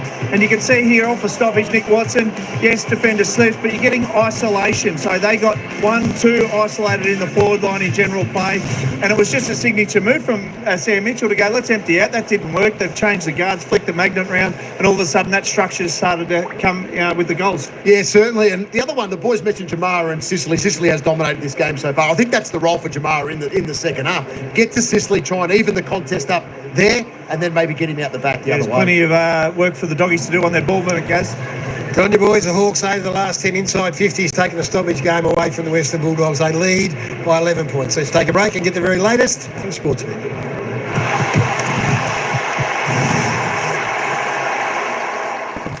All right, while they're on an ad, we'll come and have a look at the team player stats. It's the Hawks by 2 goals. Tell you what, the Hawks, it was their quarter to turn that, flip it on its head, put the pressure on the Bulldogs in that quarter. As the commentators were saying, the Hawks 5 goals too in that second quarter to the Bulldogs. 1 goal, 3. Hugelhagen missing a sitter from about 15 metres out. The players I do like, I think, who really performed well and have lifted the game was Ginnivan there through the corridor. Controlled a little bit of the play there, directing it. So it was good to see Ginnivan lifting his game. But I think Sicily, for mine, is so far the best on ground. Adam Treloar going all right as well for the doggies. But just need a few more players to lift. There we go. Let's have a look at the players' stats up until halftime. And there you go. Would you believe it? James Sicily on top, leading disposal getter. I tell you what, he is a strength. He is the key down back for the Hawks. What a player, James Sicily. 16 disposals, 14 kicks, 2 handballs, 9 marks, a few intercept marks there, 2 tackles. He's having a brilliant game as he normally does, James Sicily. John Newcomb and Ambrosia next best on 15, both for the Hawks. Scrimshaw with 13 there for the Hawks. Warple on 12. The top 4 or 5, all for the Hawks. Ed Richards best for the Bulldogs with Libba, both on 12 disposals. Let's keep going down a little bit. Caleb Daniel there, the little pocket rocket for the doggies. He's on 11, 7 kicks, 4 handballs, 3 marks, 1 tackle. Who else have we got there? Impey there with 10. Adam Treloar just with the 9 disposals, but he still looks all right. Getting in and amongst the ball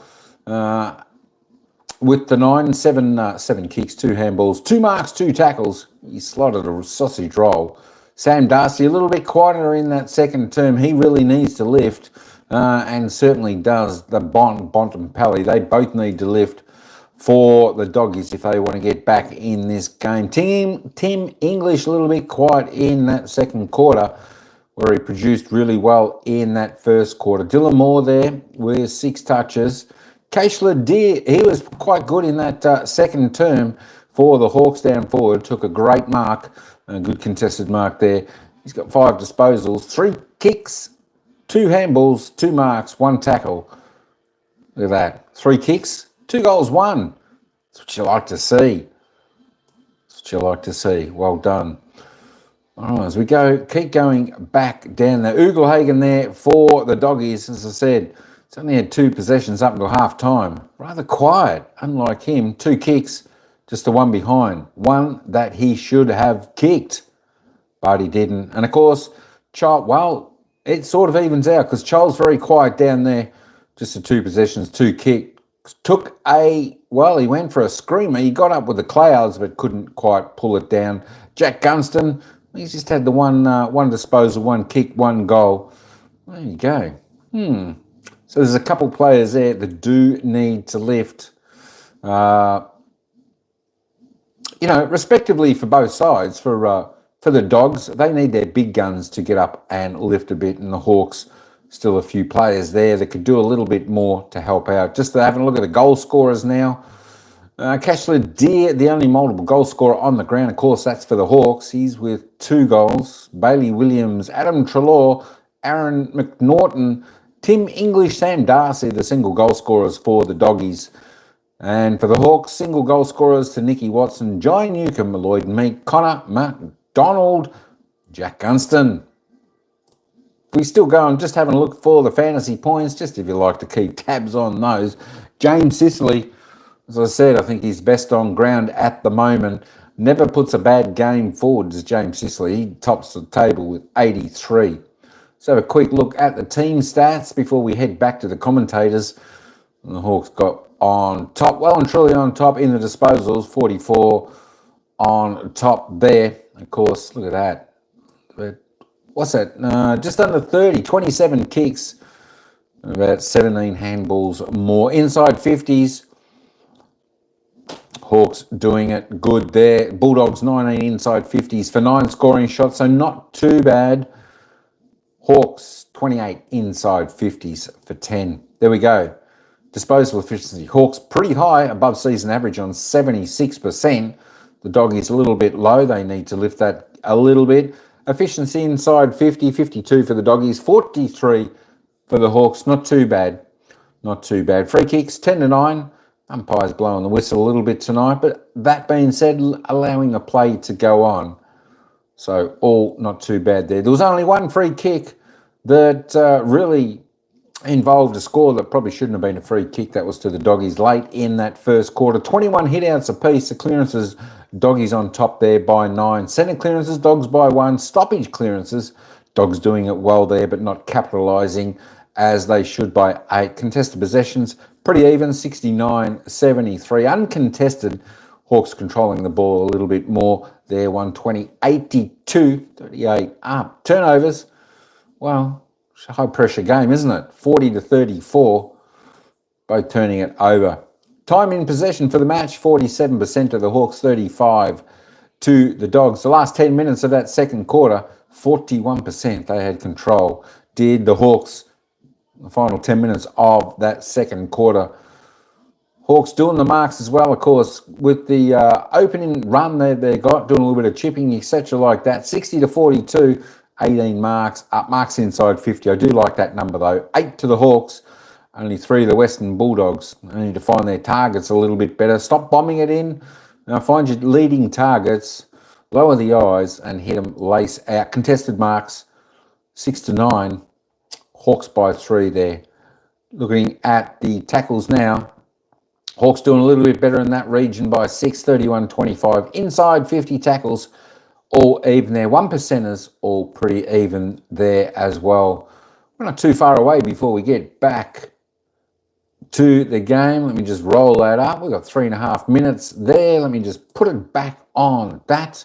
Let me put it back over there. Once the commentators come back, we'll take you back down to them and they'll run us into the bounce of the ball for the second half. Looks like it's a good time to take a break, everyone. Go and grab your popcorn, your lollipops, your soup, all that type of stuff. Cook some soup, which includes celery. It sounds nice today, Hunky. Sounds nice. Thank you for the stats from Bianca.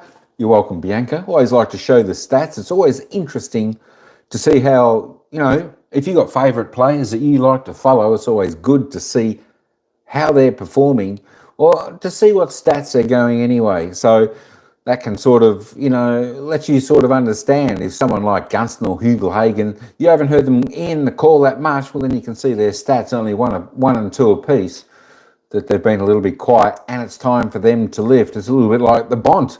The Bont hasn't had too many stats. He's got to lift as well.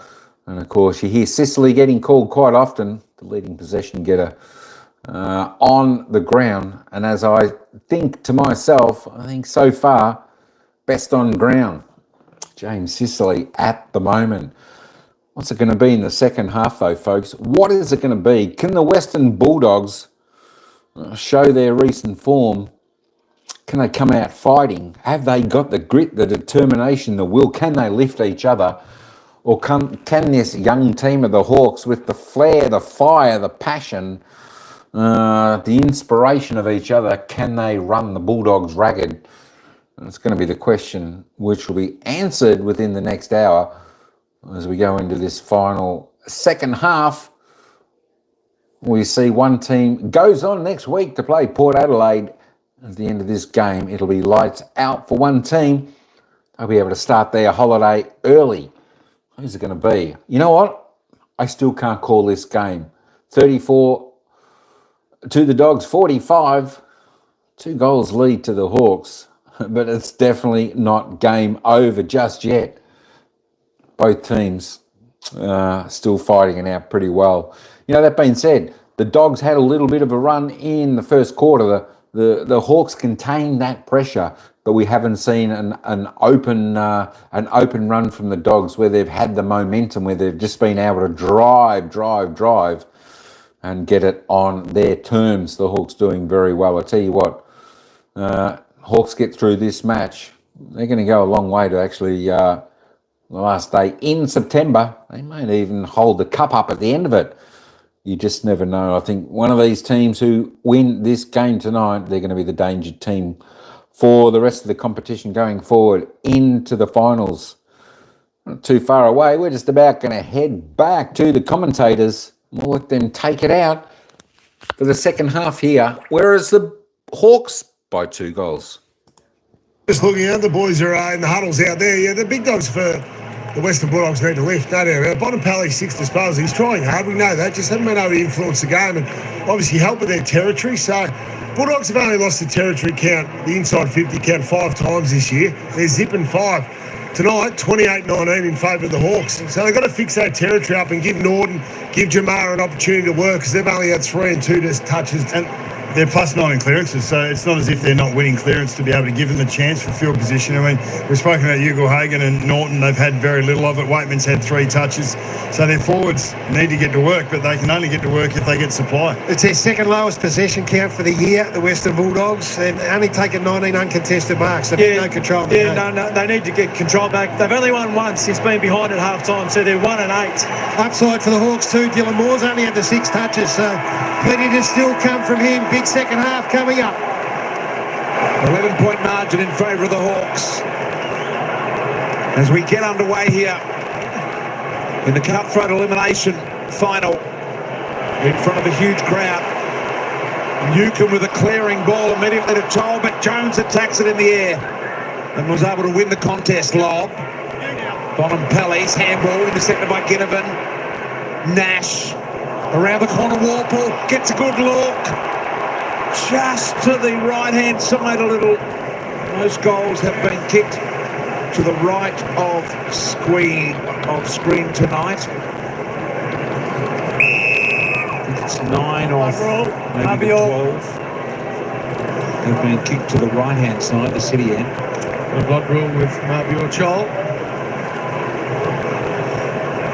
So the first centre clearance to the Hawks. Newcomb up to 16 now, Warple 13, and the Dogs have got to get more out of Bonds and Treloar in this second half. 7 and 6 disposals in the first. This is where you need this composure in finals. Warple goes around, sees goal, put it to where the umpire is. There was plenty of space there. You need to take those opportunities in finals. 12 points is the Hawks' biggest lead. Dogs have also led this game by 12 points. Darcy taken out of it legally. Jones is back in the hole. Ginnivan comes at the set-up kick, but Dale gone. Run-down tackle. Jack, in the ball. Clear out, please. Mark's here. Tom. Ginnivan just lets him know about it. Mark is here, Tom. 1 metre. Stand.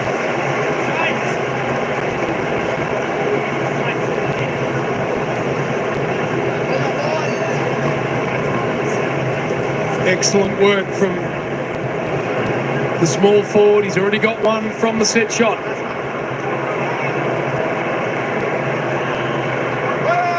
Bit of an arc. That's coming back. It's coming back. Not enough. Stays in the field of play now. All clear. Clear out. Clear out.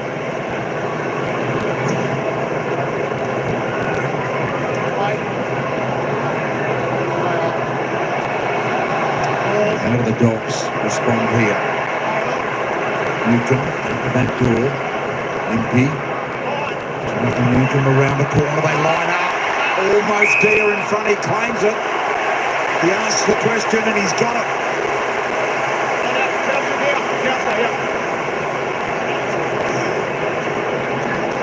Well, what a first season he's putting together. Cal Shadir, his first game in round 8 against the Dogs. He's been a revelation since then. And he's having a big impact in his first final here. Chance for his third. You play that every day of the week. Proving that he is no deer in the headlight. Richo on a big, big day at the G. Looking for his third goal. Slipping left. Post. 13 points. They're threatening to blow this. They've had all of the play in the opening 3.5 minutes here in the third quarter. Dale looks to thread the needle. He can't. Broken up by Warple. Trelaw, Liberatore on the up. Through comes Norton. He took the tackler on. They are surging here, Hawthorn. Their pressure's immense at the moment. They did a lot right to get here. The pressure wasn't there, one would, but gee, they've ramped it up. Deer in good shape here again. Meek, it bounces out of his hands. Through a couple of sets of legs, Watson. And the ball up. Dogs have just had real trouble getting it outside. Defensive 50. Hawthorn zone. Been on their toes, putting pressure on, putting doubt in the ball carrier's mind. English trying to swat it away, get it out of the immediate danger zone. So Hawthorn just applying the pressure. 9 contested possessions to 2 so far this quarter. Claw to Bailey Dale. MP. Gamble knocked over as he kicked the ball, picked up by Morrison. Hammer and Newcomb avoids the tackle. Back on the right boot. Hasn't got the wheels. The back was Gunston. Deer. Has it hit the post? I think it has. How dangerous does Deer look? In the air and on the ground.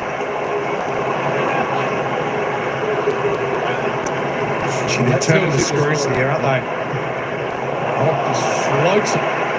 Bontempelli, good enough to make it stick. Turns that over, though, through the hands of Weddle. Ugle-Hagen's taken over.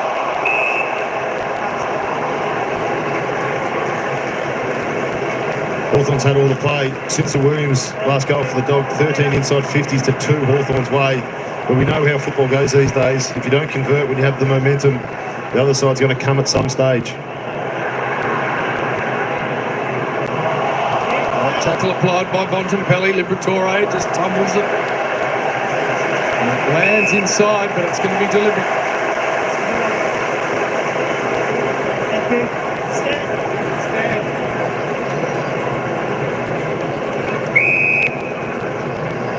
Bontempelli just 9. Richo, what has he got to do? Is it a matter of time before he imposes himself, or is it something he can do? You'd suspect he's going to have a patch here, Marcus Bontempelli, but they're just denying the Dogs the football, and this is what they're doing. They can't maintain possession when they get it. When Hawthorn get it, they're maintaining it and holding it.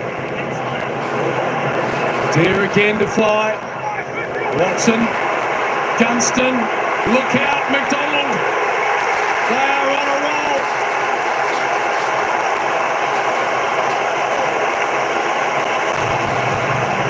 Second for Conor McDonald. Fourth in a row for Hawthorn.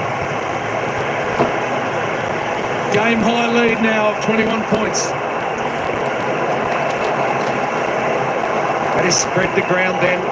They used every inch of the width of this MCG. They spread the Dogs out and then they win it inside forward 50. This is where Hawthorn just build the ball up nice and then realise they could kick it out there. Deer creates a contest. Watson, we know how dangerous he is in and around the stoppage, and it's just first give football. Whoever's in the best position, just give it to them and let them make it up from there. They finally got a little bit of reward for the work that they put in. And letting Watson just sweep around the front of that contested mark situation there, you've got to get some body on him. 6-6 to 1-3 since quarter time here, the Hawks. A clearance to go with that from Newcomb to Law, blocking the path, but they keep rolling forward. Fraser under pressure, Bailey Taylor under pressure. Haven't seen him have too much free ball. That's 5 minutes now of intense pressure where every time the Dogs look like getting the ball, they're under siege. This is a huge 5 minutes coming up for the Western Bulldogs.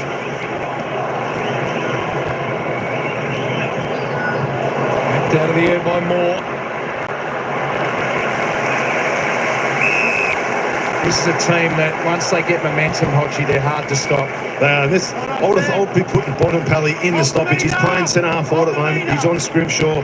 They're under the pump. They need the skipper in the trenches. Throw him in the middle, let him go to work. 6 of the last 7 of this game, the Hawks. Dale. Backed up by Ward. And this big Hawthorn crowd can feel it.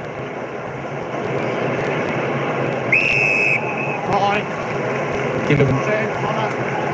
Just to hand it back to the umpire.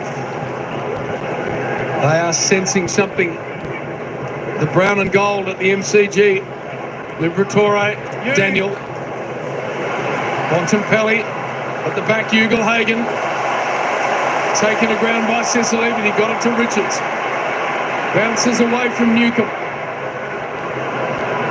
High one, Norton. Couldn't hang on. Hardwick, Frost cleverly to Impey. Back to Frost. Ward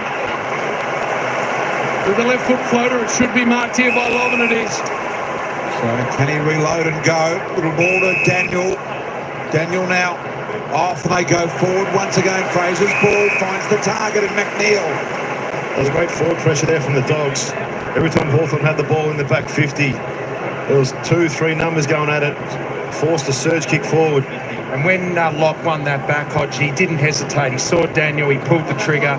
It was in safe hands, finds the target. This is such a massive kick as a result of where the game lies right now. Hawthorn by 21 and surging against the tide. McNeil from 48 misses.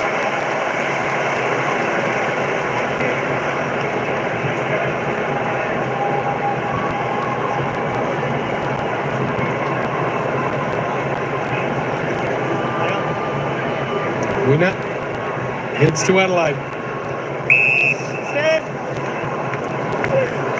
Season over for the loser. Short here to Newcomb. Oh, a great kick for Sicily. Gets past him, Hardwick. Belts a long one. Eye contact. Oh, it might have been how high it was. Straight away. Straight away. Possession number 8 for the All-Australian. And they're going to be able to spread the Dogs right out here now. Something they've done with aplomb all night. Got some corridor targets here as well. Joel O'Donnell was able to break that up in the air. Very Tipness there, JB. Sam, Connor. Turns 24 tomorrow. The Golden Girl. Warple.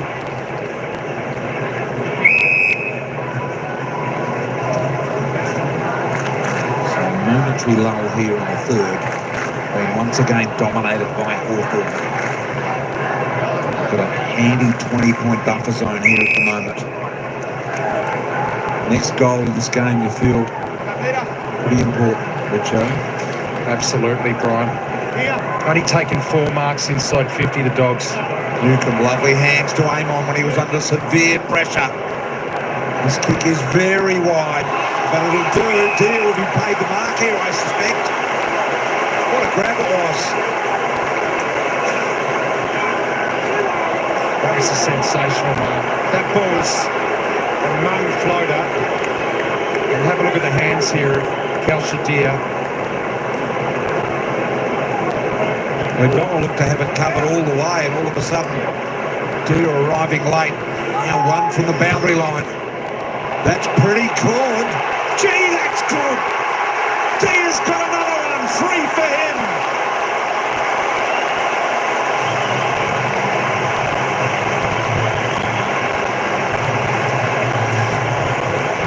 Mark controlled over the one.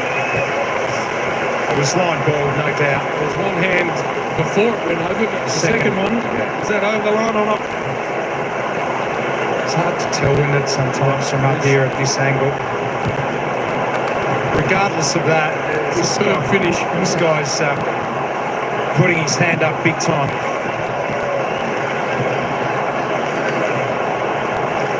What a story, Kalshadir. Getting the job done tonight. He's the only tall forward on the ground having any impact, and he's proving to be the match winner.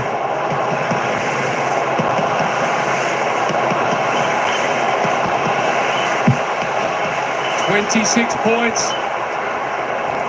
Red light flashing now for the Dogs. Warple.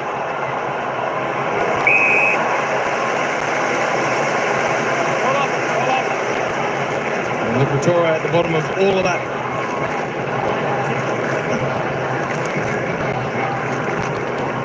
English. Ginnivan. Nice releasing handball. O'Donnell with a tough one to handle. Fraser. Brambles away. Gets chased down. Arms and Weddle. Connor McDonald.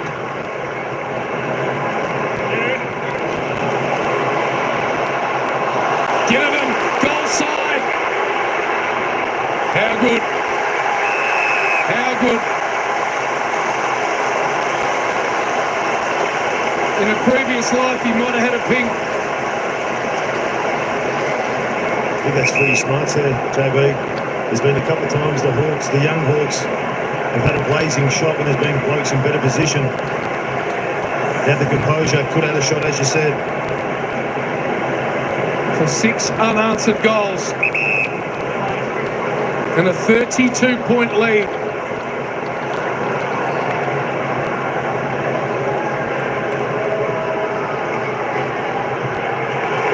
It's there. And they are celebrating.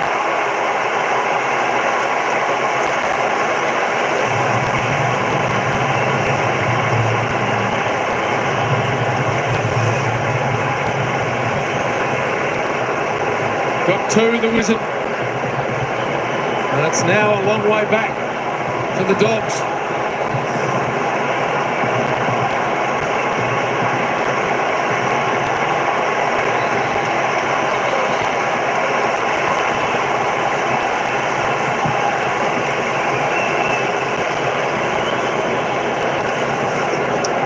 this from Jack Ginner, but just great composure there.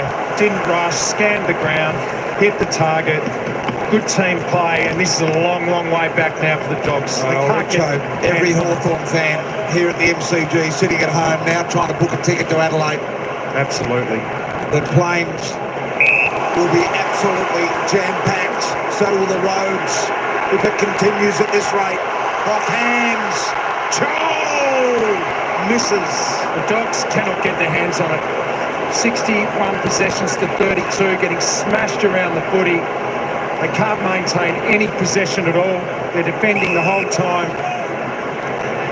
This is a bit of a juggernaut at the moment, this Hawthorn team. I'll tell you what it is, a tsunami of noise.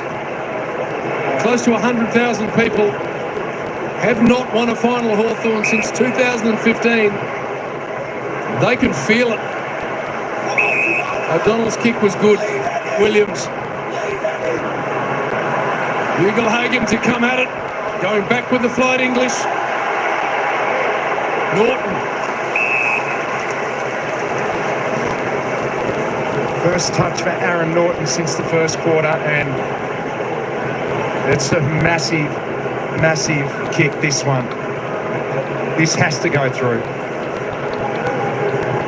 You think the Dogs have got to get it back to somewhere near 20 points by three-quarter time. If they do that, they'll think they're a chance.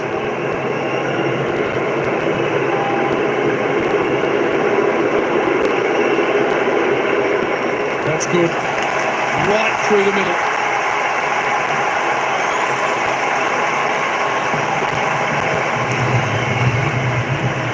Great finish, Norton.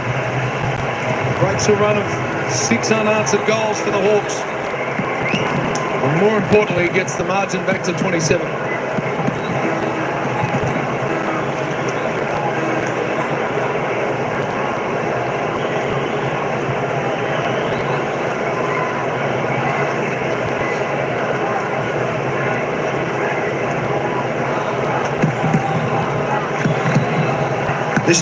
This is what you want as a forward. If you're out of position, English is just come back and create a contest. Hardwick looked like he would have got rid of the job.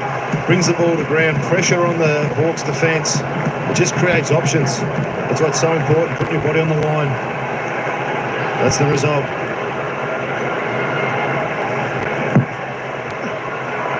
So it's about building confidence surely here now for the Dogs. Can they find enough confidence in what they're doing at the moment to mount a comeback? You get the feeling if they can get another one here, Treloar bowled over by Nash. But at the moment, the Hawks are so desperate. There's a good opening ball into the middle of the ground to English. Samuel wanting it wide. It goes in the middle to McNeil. The run here by Bailey Dale. Over the head. Here's Waitman. Thought about the handball. Got pinged in the end. Newcomb got pinged as well. But Hawthorn live to fight another day off the boot of Massimo D'Ambrosio. Great hands, Gunston. Oh, that's huge, JB, those hands. They're under siege there. Good pressure from the Dogs. Watson, interesting place to kick the footy.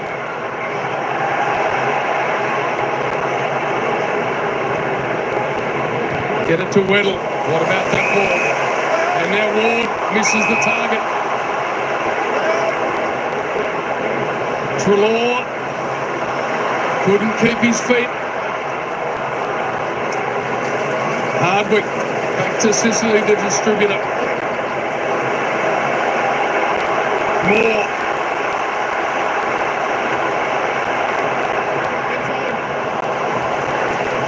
Not his best. Well, he had Joel on, and it was the simplest of all the kicks, and he just totally ignored it, looking for something a bit deeper. I'll tell you what, Newcomb's hands in tight this quarter have been first class. Must kick the next goal, I reckon, the Dogs, to just get enough belief.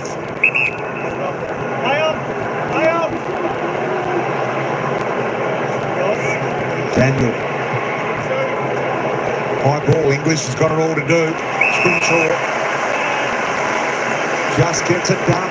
That was great work from me. Realised what was going to happen. Just took English attention, wouldn't let him go for the mark. That's good job to come across. Again, the switch is on for Hawthorn. Morrison. Chol.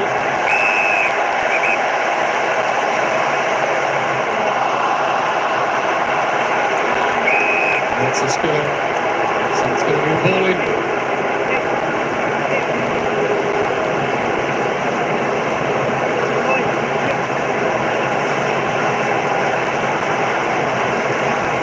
Can the Dogs climb out of this hole?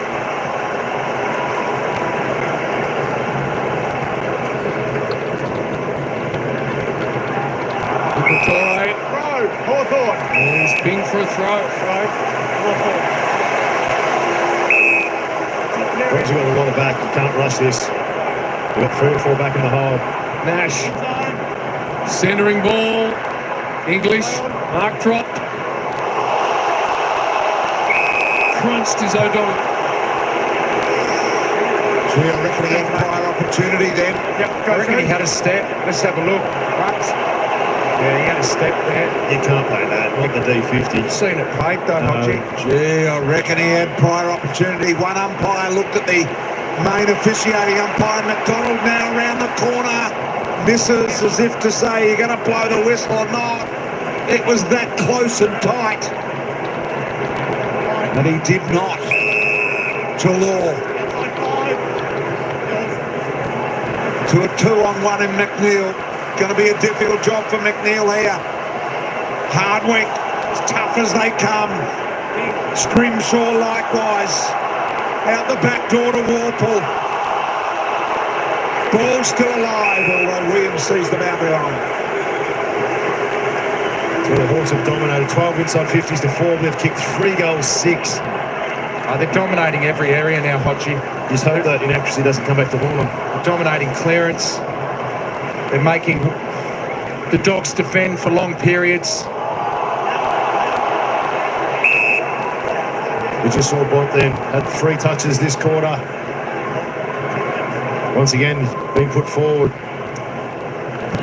Up 25, contested footy too, Richo.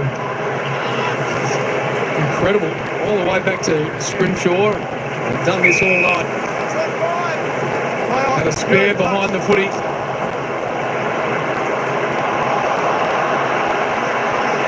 Walpole. Impey.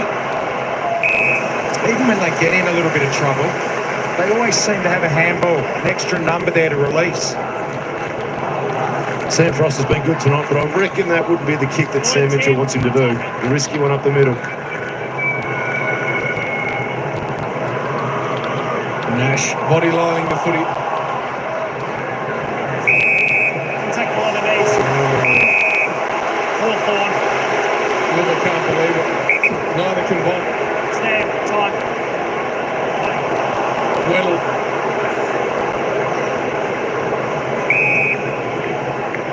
Impey. D'Ambrosio.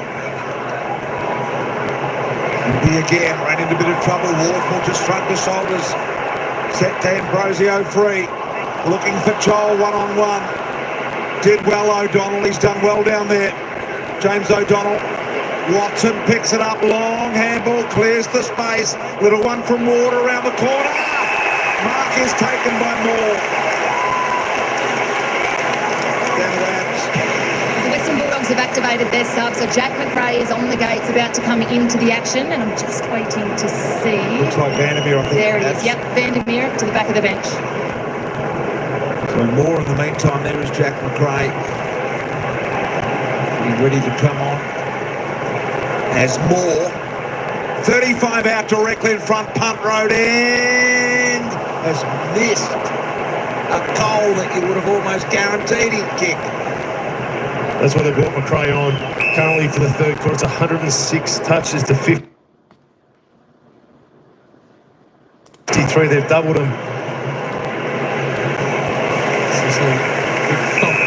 That's what Jack's been known for, to be able to go into the middle, find the ball.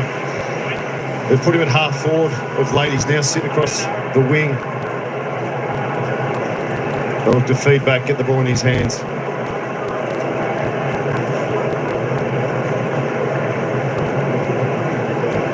Must score the next goal, the Dogs. Newcomb's been fantastic. Long in the deer direction. Lob unable to take the mark after he'd positioned himself well.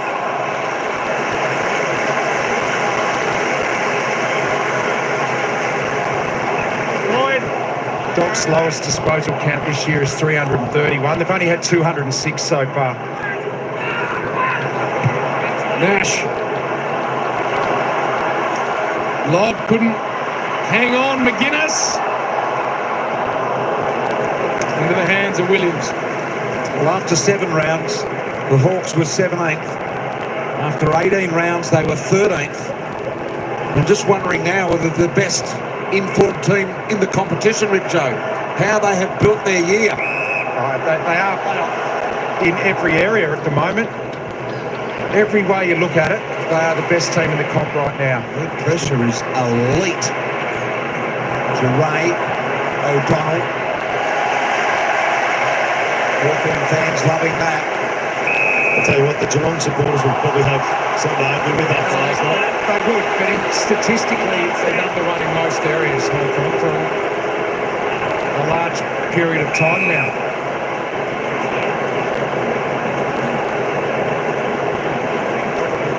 And they're just dominating teams. They're winning by big margins. Joel! Almost for the second time tonight. Taking a massive hanger. Trelaw long in the Darcy direction. Scrimshaw was there as well, as was Frost.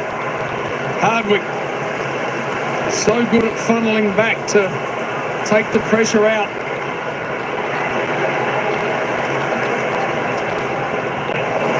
Meek.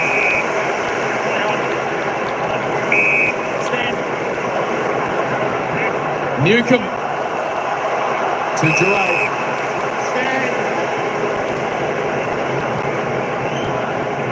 That's going to miss. Sums up the last hour for the Western Bulldogs. I think the thing with Hawthorn is the ball is just in constant motion. They don't hold on to it. It's moving. They're switching angles. So the magnet's being moved around and around there by Luke Beveridge on the bench. Trying to find some sort of setup that works for him. He's got a minute before he's got to deliver that news. Here's McRae, his first call of action. Norton, Newcomb been superb. Here's Watson. Super speed to get to a ball that it didn't look like he'd get to. It actually looked like Newcomb pulled that kick, then he was going to blaze away atop the goal square.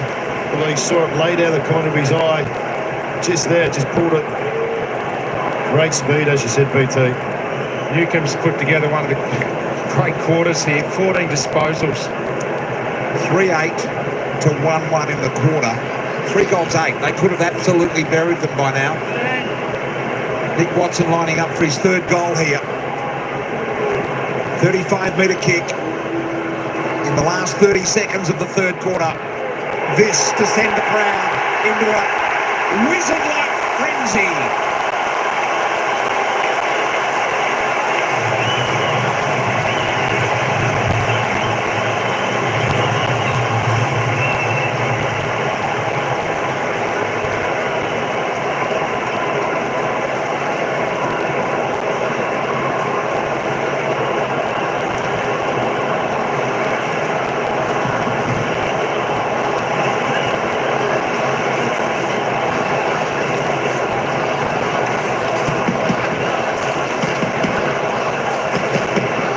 Kicked well tonight, the Wizard. Had some issues earlier in the year. I'll tell you what, that is make you defend for so long, this Hawthorn team. They tire you out and they just keep going. 6 goals. Blistering from the Hawks. And they go forward again. McGuinness. The ball has lived in the Hawthorn end of the ground for the last hour, it feels like.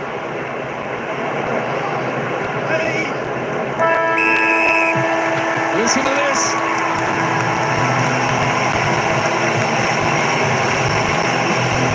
They can sense it, they can touch it. The first finals win since 2000. 6-goal lead, 3/4 time.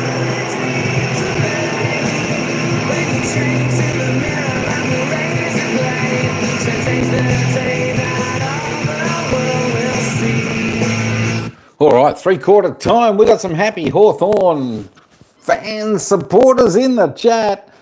Tell you what, Hawks 11-11-77, absolutely in control of this game. The Bulldogs 6-5-41. The Hawks putting on 4 goals 8 to the Bulldogs 1 goal 1. Tell you what, if the Hawks had a kick straight, 4 goals 8. My gosh, would have been a bigger margin. A couple of weeks ago, maybe last month, Hawks won by a lot. Tell you what, looking at the way the Hawks are playing tonight, they could just about go all the way. I tell you what, I might have changed my tip. I'm tipping Hawthorn for the grand final. There you go. There's my new tip, folks. There's my new tip. Hawthorn for the grand finals. I did say to Eddie G, going back about 8 weeks ago, I said Hawthorn are a danger team, in form. Teams should be worried. They're a sneaky chance. I think they were at about 60-1 for the grand final back then. I tell you what, there's no team playing better than Hawthorn right at this moment. Tell you what, if I'm a Port Adelaide fan, I'd be, I don't know whether I'd be buying tickets to next week's final when the Hawks go over to play Port Adelaide.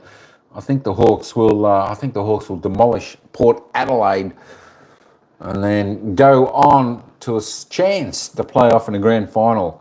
Doggies are the biggest flop. I tell you what, Doggies, it's just one of those surprising opening 2 finals. Port Adelaide were an absolute flop disaster last night. And of course, the Dogs are a little bit the same. That being said, the Dogs have given it a bit of a shot, but the Hawks are just way too good in every department. You know, the Dogs put on some pressure in that opening quarter. The Hawks contained it. They rallied. They had the belief, and wowee. I'd love to stay, but I've got to go now. No worries, Evie. See you later. We'll catch you next time. If you follow the women's football, we'll have a couple of games of the women's football on tomorrow and 2 of the men's finals tomorrow. So we'll see you then. Good night. Bianchi, you're going too, are you? Are you going too?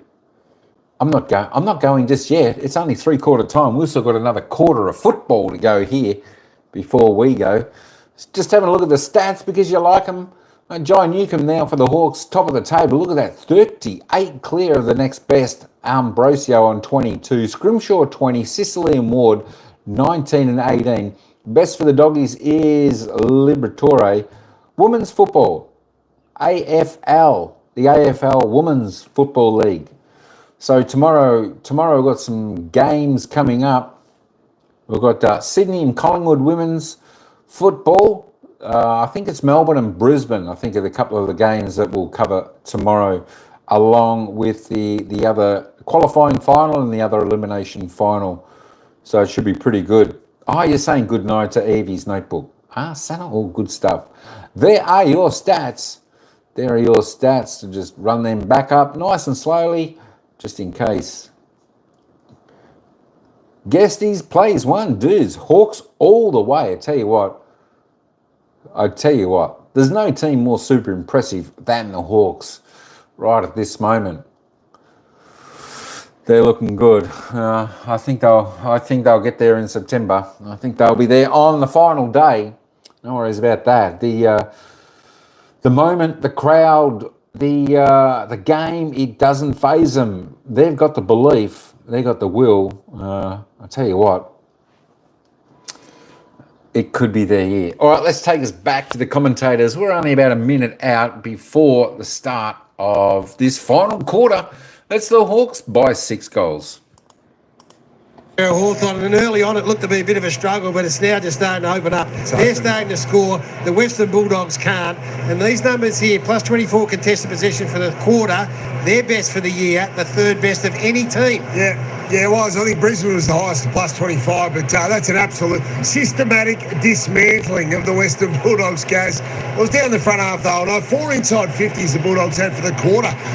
And how Twice being disposed. That man, John Newcombe, was unbelievable, Bucks. Yeah, and how good was he? So clean at ground level. A lot of the times he got possession facing away from goal, but was able to turn it around. 15 touches, he was huge. 15 for the quarter. Marcus Bontempelli's had 9 for the game. He's been unbelievable. As I said, if you're not on the invite list from a Hawthorn point of view, get yourself on it, because this side is absolute box office. They had double the possessions of the Dogs in that third quarter, but still out-tackled them. That tells you that they're dominating all facets of the game. And there's a whole host of goal celebrations that have just been kept in the back pocket that are just about to be unleashed.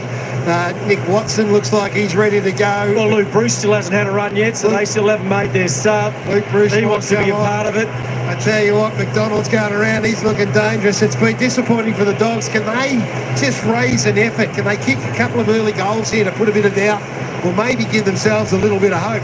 The umpire's holding the ball. He ain't going to bounce it just The yet. Hawks are doing the basics so well. They're tackling well. Their ground level has been brilliant. And they're just playing with such efficiency around the ground.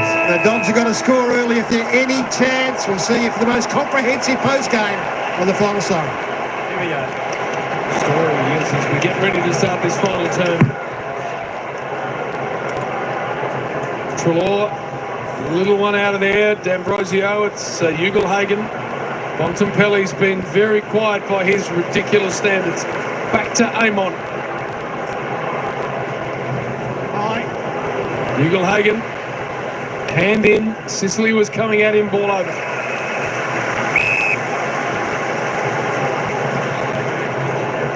Well, John Newcombe, that third quarter, the premiership quarter they call it, he has been simply outstanding. What a player he's been. Bargain basement pickup, but he is now a bona fide A-grade midfielder in this competition. Set the Hawks up in the third. Beauty, Nuke. Get the ball the old catchphrase in the 70s, BT. Oh, yeah, becomes John Newton, of course, of tennis fame. Oh, gee, I had no idea. Never heard that before. Never heard of Beauty Nuke. Never heard of John Newton. I've heard of John Newcombe, never heard that saying. I was born 84 though, BT. Yeah, here's Treloar. It's got to be done early here for the Dogs, if it's going to be done at all. Impey, high ball's one to the wing. Bulldogs. Fraser will get the free here. And immediately Hawthorn into defensive mode. Great kick. That is a good kick to Bontempelli. And Sicily is furious. He disguised it though, BT. Yeah, he did. He felt like he was going long, and the last minute, just a beautiful kick. On the mark. Got to kick 2 or 3 early in the first sort of 10, 12 minutes here, the Dogs. Bontempelli from 50 metres out. It's accurate. Has it got the length? It has.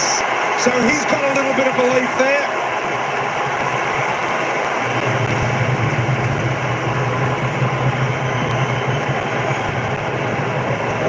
Back to 30 points.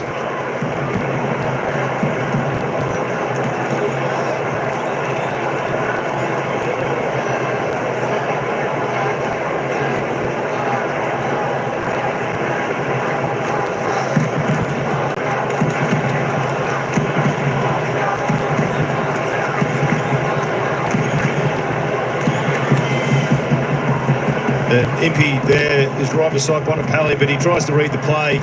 But you can't leave someone like Bontempelli by himself in the forward 50. He tries to anticipate. Kick gets pulled back inside forward 50, and you can't leave a boat like Bontempelli, especially last quarter. He was always going to kick that. If they're going to win this game, this man's got to pull his cape on. Bontempelli. Bontempelli! Oh, Norton touched it. You can see he knew it was going through. I don't think you can blame him there. He had a case of his own arm being pulled down there too, Norton. Yeah, Scripshaw had hold of the arm. I mean, they've been paid all year. Norton has to go for that mark every day. Yeah, he does. You've got to go for that. Inshaw wide, so some encouraging signs for dog fans here early. Daniel around the corner, Amon. Good use with the footy. Lob. Good grab. Joel has to be more aggressive in those contests. Been outmarked way too many times. Daniel. Are they going to go fast here, the Dogs? Are they going to put it all on the line? Darcy. 3 metres. No tomorrow. Bont's pushed down. English is pushed down. There's a lot of height down there. Get manned by Sicily as well. Dale's high one. Ugelhagen from the side.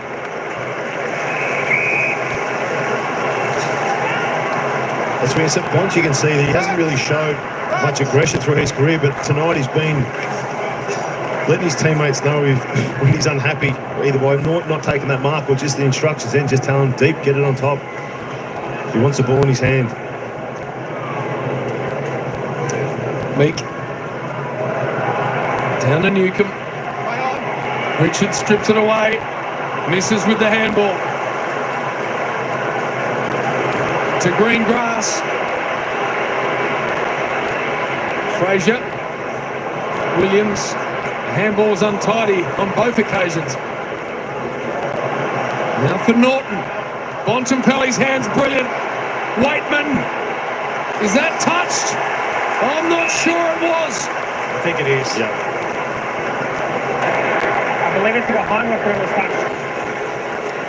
So it's called a behind. I've had a great view, so there must have been a glove on Review it. complete. Looking at this angle, we'd see the ball's touched by the right Great hand effort, of the Hawthorn D'Ambrosio. defender. Decision on the scoreboard.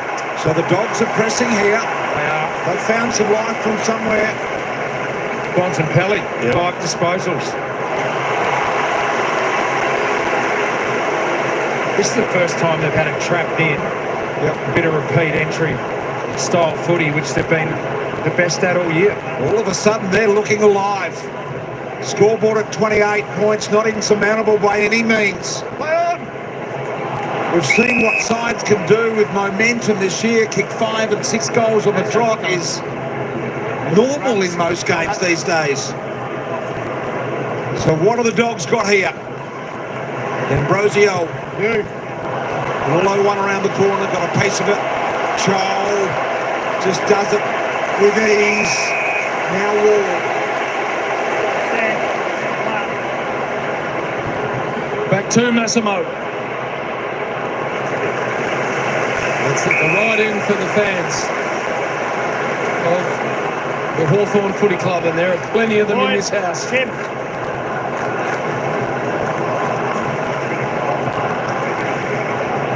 Don't hold.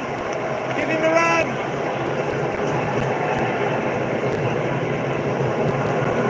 Frazier.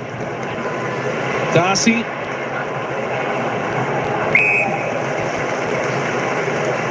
They're looking for their first finals win in 9 years as Luke Brewster's getting ready to come out.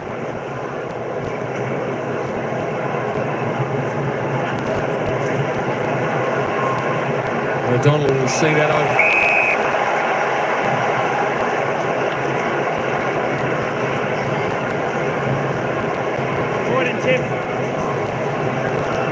So Luke Bruce, 299th game today. One away from that exclusive Hawthorn 300 club. There's plenty of them there.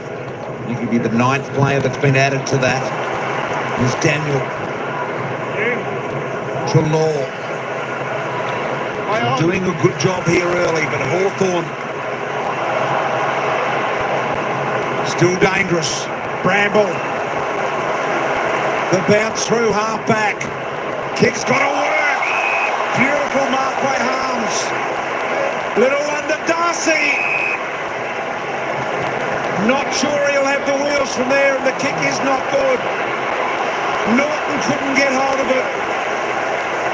And they squander a golden opportunity, although lock it in their 50. Luke Bruce is into the action. So the Hawthorn Footy Club have made their sub. And 8 out of the 10 games that he has been used as a substitute this year, he's kicked at least 1 goal. It's Jack Gunston that is coming from the ground now.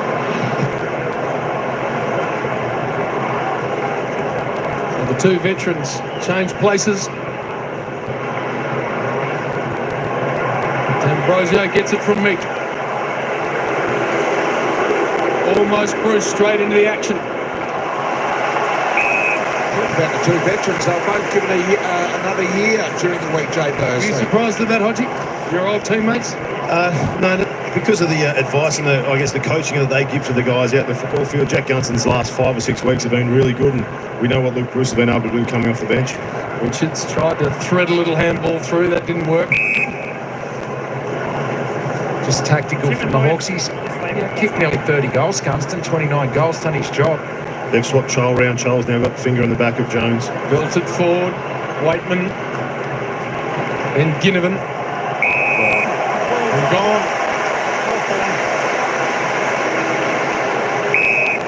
Stand, time.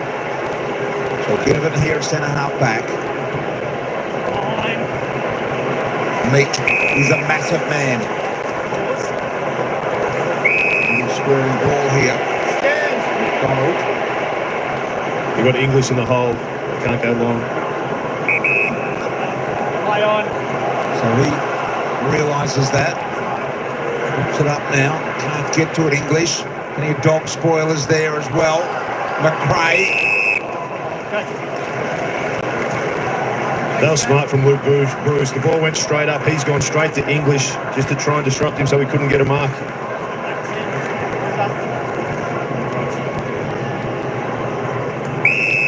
Holding the Bulldogs. Holding the jumper. Time back on. Got to give him more of an arm wrestle this quarter, the Dogs. Only 3 marks for Hawthorn. O'Donnell. Darcy.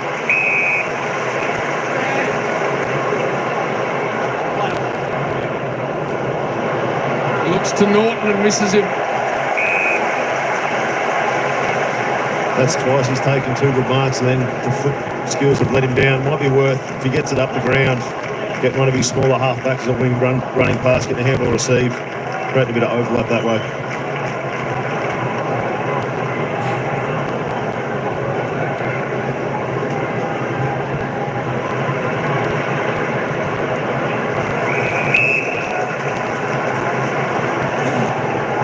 Points. Every single thing from here would have to go right for the Dogs to snatch the most incredible of wins. Hawks fans become vocal. They're sensing something. Next goal snuffs it out. Jones comes at it. Brilliant hands there from Nash. Chol's goal side. Gets around O'Donnell. Boost. In a position that he has been so many times. Take that back to Nash. The hands from Nash on the wing were elite. Who in this massive house thinks he's missing this? Oh, it's taking a bit of the post. Well, he got it a bit skinny.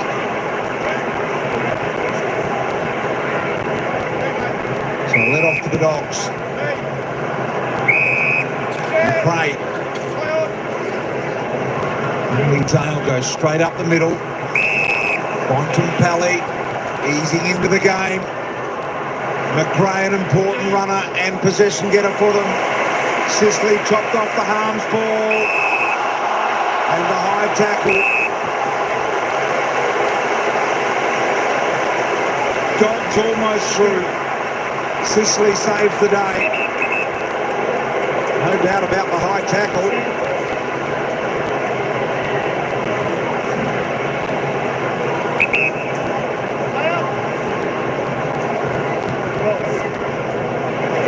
About the kick. He is so brilliant by foot, Meek. Possession Position number 21 for the ruckman. High and long, Kalshadir. Dribbling ball, and there is your game.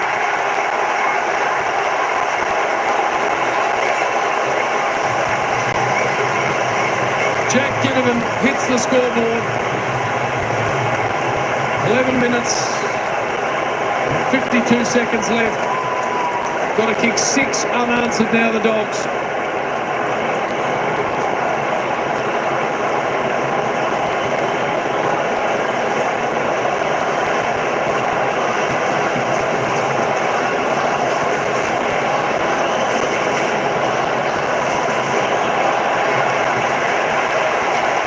I reckon this goal settles at 35 points, the lead. I don't think they're coming back from there. And I'm suggesting that that one wasn't a water.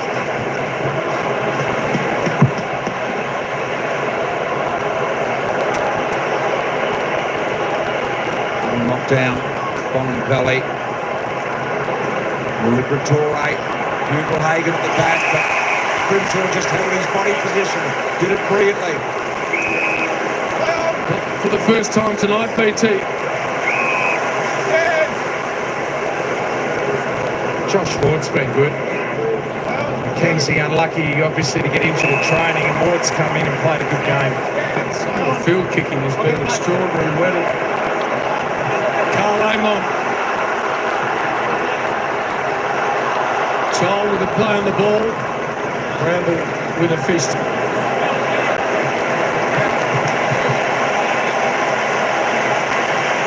That's a pretty good sized crowd. The largest ever elimination final crowd.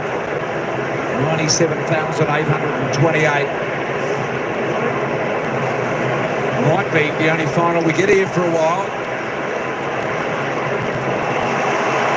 There is Ward. Bruce. Round the corner, Bruce. Gia!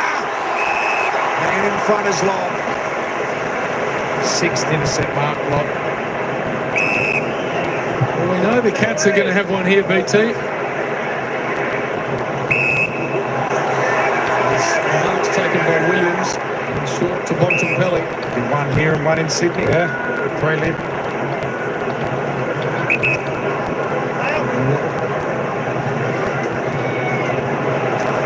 Intercept there by Hardwick, couldn't quite complete the mark.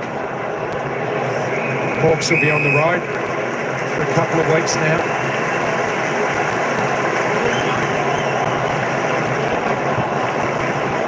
They play like this, Richo, they're going to be hard to stop. Absolutely. Doing everything well. Wobbling semi-torp.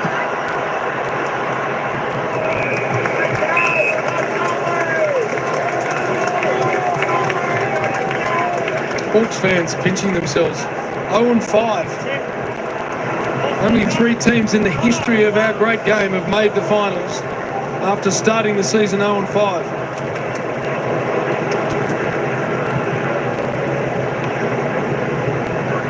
It's been ridiculous what they've achieved. Harms did well to bring that to ground, but Amon looks inboard. The kick didn't leave his boot particularly well. Vandermeer, McRae, Darcy trying to get forward for him, but again, the delivery's not perfect. He belts into Sicily.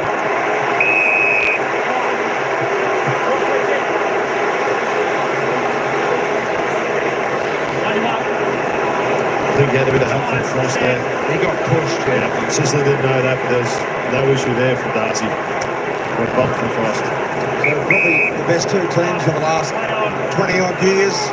Hawthorn and Geelong are the 2 teams looking likely at this stage, aren't they? Could be there again, absolutely. On form. I remember when they were 0-5, I swear that week in the media, people were suggesting Hawthorn were going to need assistance from the AFL. That week, they were. when they were 0-5. And you know, the win they got to get them on the road a little was against North Melbourne in round 6. There's Waitman, Artie Schneid, little handball, Fraser misses. Yes, they won in round 6 against Hawthorn, lost to Sydney the next week and then won the next 2. That Sydney game was when Sam Mitchell was having a bit of a go at Scrimshaw out in the field, and they thought, is he going too hard? And then from that, they haven't looked back. Wasn't it the Gold Coast Suns, the mouth guard, the training game after that? There was the Suns, and then they lost to Sydney as well. And then that's where they sort of started to open up a little bit. And from that, they all seem to be on the same page, taking the game on, and most importantly, enjoying themselves. Certainly have done that, Daniel. Darcy into the path of Vandermeer. Goal, Western Bulldogs.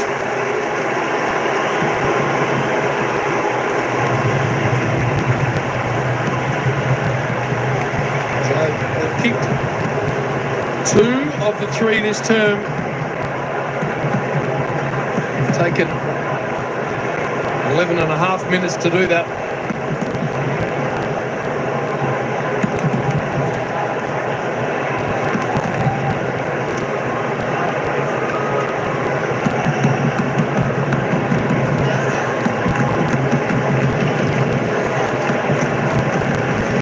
Darcy again being involved. It's his 4th score involvement. Equal most for the Dogs. Backing out, AJ. Backing out, Adam. Only 4 and a bit goals down, but they seemed flat. That third quarter really took the life out of them. Bit of ever 4 goals to 1. A lot of opportunities squandered in that quarter as well by Hawthorn. English down the middle. Arms. Thanks, James. Backing out that way, guys. That way. Back into the side this week. Arthur Jones was the one that missed out. Trelaw, Liberatore, Fraser, over the top English, on the play to go. Still keep going. McNeil, ball to the top of the square. Darcy was there. Sicily did well on him. Outmanoeuvred him in the end. Vandermeer, Morrison, quickly outside, but down the throat of Duray. Darcy, Another great ball. Straight to Morrison. had to get that deep to Darcy. Hawthorn will now try and run some time down.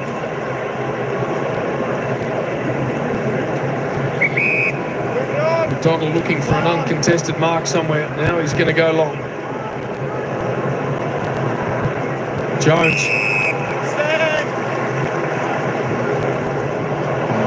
Bad turnover. Really bad turnover. D'Ambrosio's got Watson out. And if the game wasn't done, it will be now. McGuinness walks in.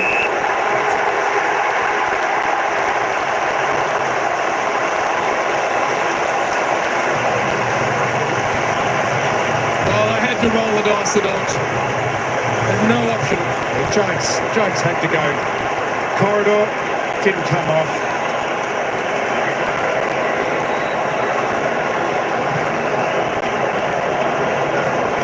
Well done to Watson there, the handball that off to McGuinness, share it around.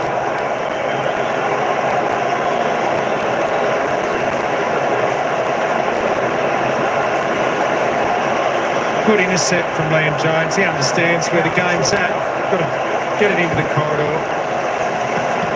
Just didn't execute. I like this from Watson. Vandermeer did slip though. Yeah. So if he had not, he may well have been in the hunt to get on the end of it. That's good sharing of the footy there from the Wizard. It is indeed. 35-point margin. Massive elimination final crowd, the biggest ever. Bonampelli, Waitman, scrapping for the footy, only as far as Amon, who looks as silky and smooth as ever.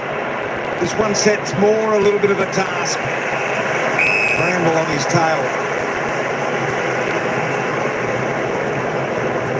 Well, Richo, in what has been a ridiculous season, maybe the most ridiculous win of the lot was Port beating Hawthorn when they were 41 points down. And even the Giants game, they were well up in that game. Really, the only game they've been touched up was down at Geelong on that narrow ground. Well, they will meet Port Adelaide next week.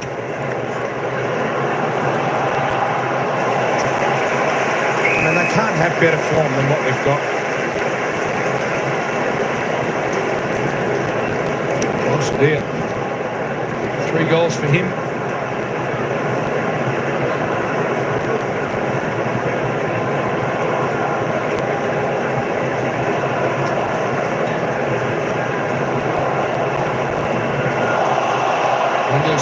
Potentially lucky to get away with it, Ambrosio.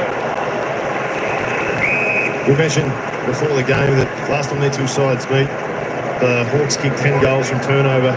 We've done exactly the same tonight. The pressure they've put on, the transition they've been able to work through the Dogs' zone. They just they're so quick to explode off any turnover they get with their small forwards out the back. Richards walking away. A piece of the shorts taken, Vandermeer. McNeil. McGuinness did nicely. Did better than nicely. Great one-on-one win. That's a better kick from Frost. Make the one, or take the one you can make. And the All-Australian slides it down the line. It'll be pretty conservative from here, you'd think.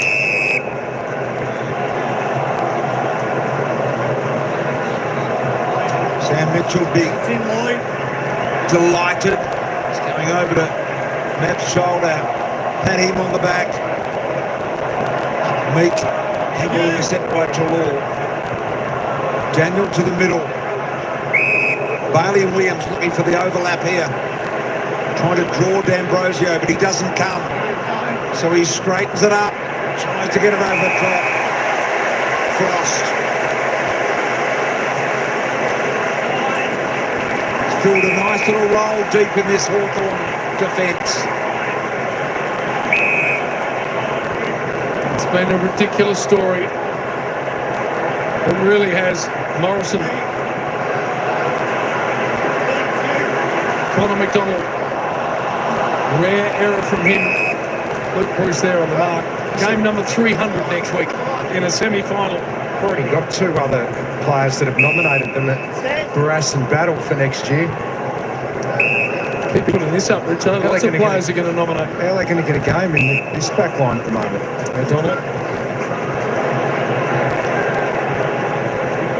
Daniel.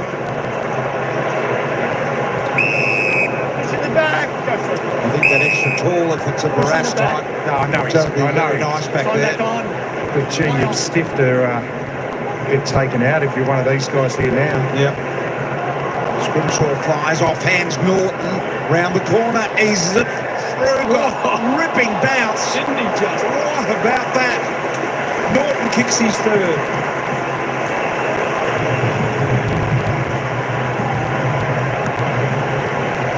It's Nathan Lyon on a real Bunsen burner.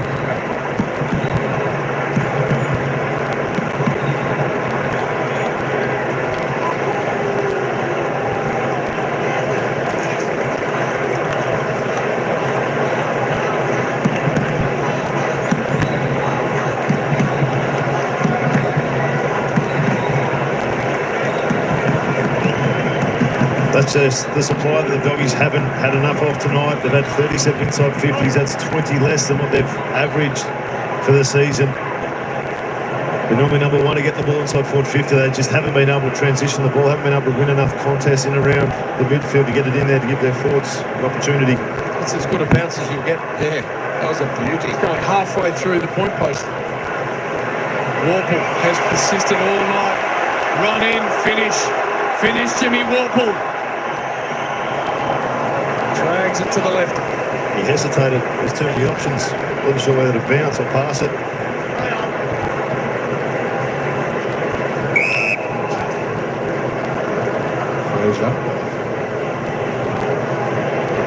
So the Dogs eliminated as a result here tonight. They're in good form. They were many people's picks coming into this game. Fraser to Norton. Norton to McRae.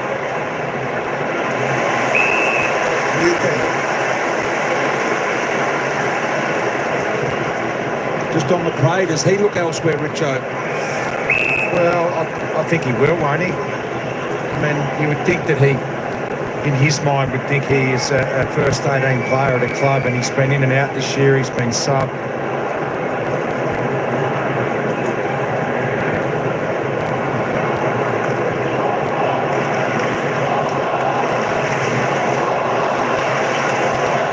Celebration time for Hawthorn fans. 9 years since they've won a final.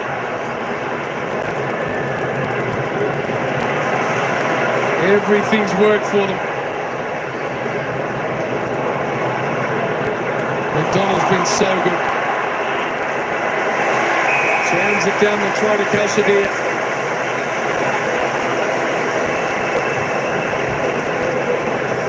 So well drilled, aren't they?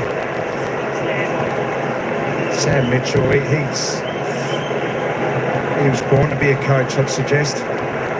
Looks that way. They are all on the same page. This is for a career high. 4 goals for Deere, the son of a gun.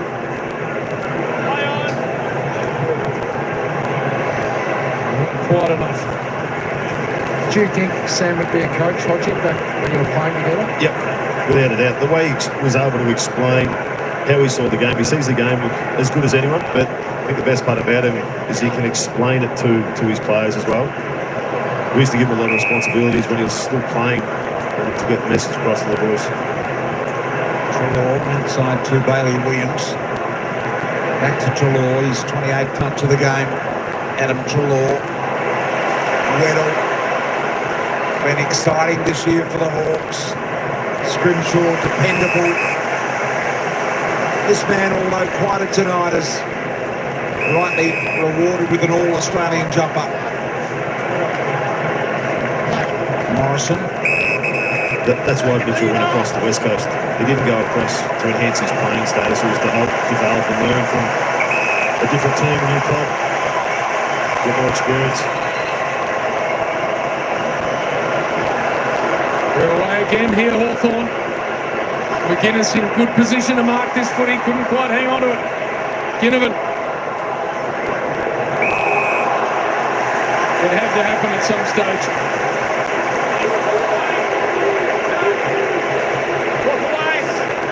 So Watson goes back and kicks this goal. They've got 7 goals tonight out of first-year players.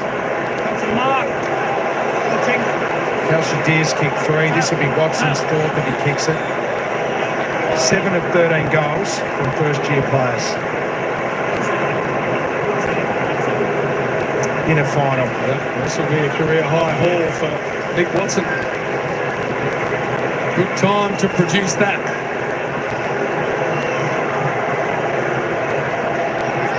The Wizard has had a night out.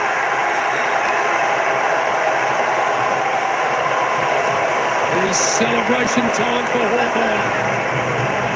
They are through to a semi-final.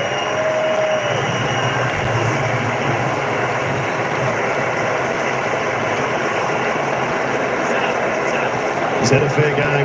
There was a lot of questions being asked when they did pick him up with their first pick last year. But I'll tell you what, you can understand why. I said Richard was getting a little bit feisty there with Deere. Game's over. But you can see what Hawthorn saw in him. Smarts around the goals. His speed used to open up play. He's not that confident in his first year of football. So this is incredibly exciting for everyone involved in the Hawthorn Footy Club. Supporters and even those that don't barrack for Hawthorn necessarily. They're fun to watch and they are in the best of form at the moment. They will travel to Adelaide on Friday, probably the Thursday, and play the Friday. I think that Hawthorn are well positioned in that game. Liberatore to Dale. 4.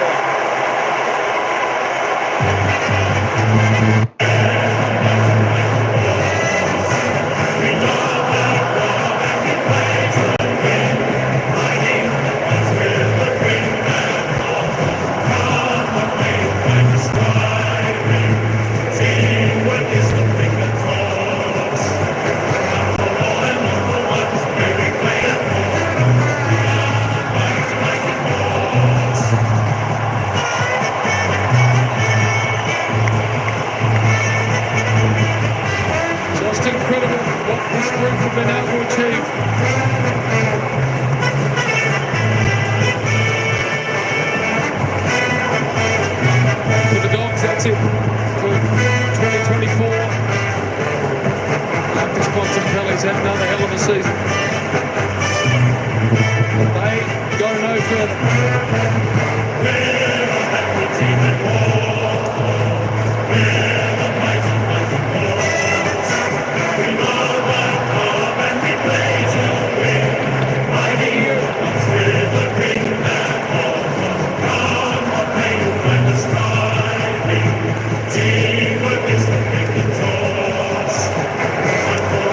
John Newcomb, congratulations. 35 disposals, 10 scoring movements and a goal for you. But how good is this win and how good is finals footy?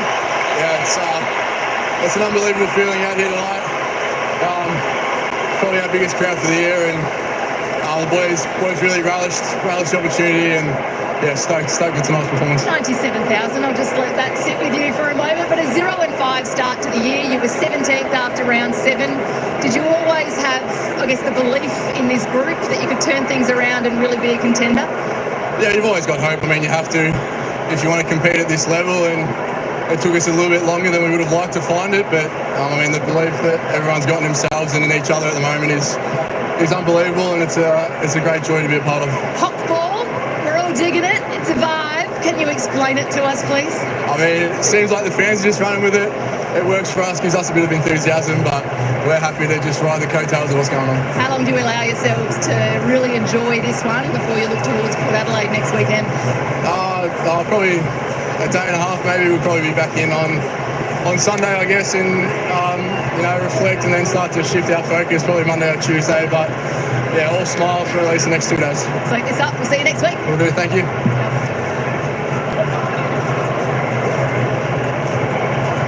So where to for this group, Richo? Oh, they're going to be shattered tonight. The Western Bulldogs, obviously. No, I think their list, they would expect to have won a final this year, so they're going to be shattered.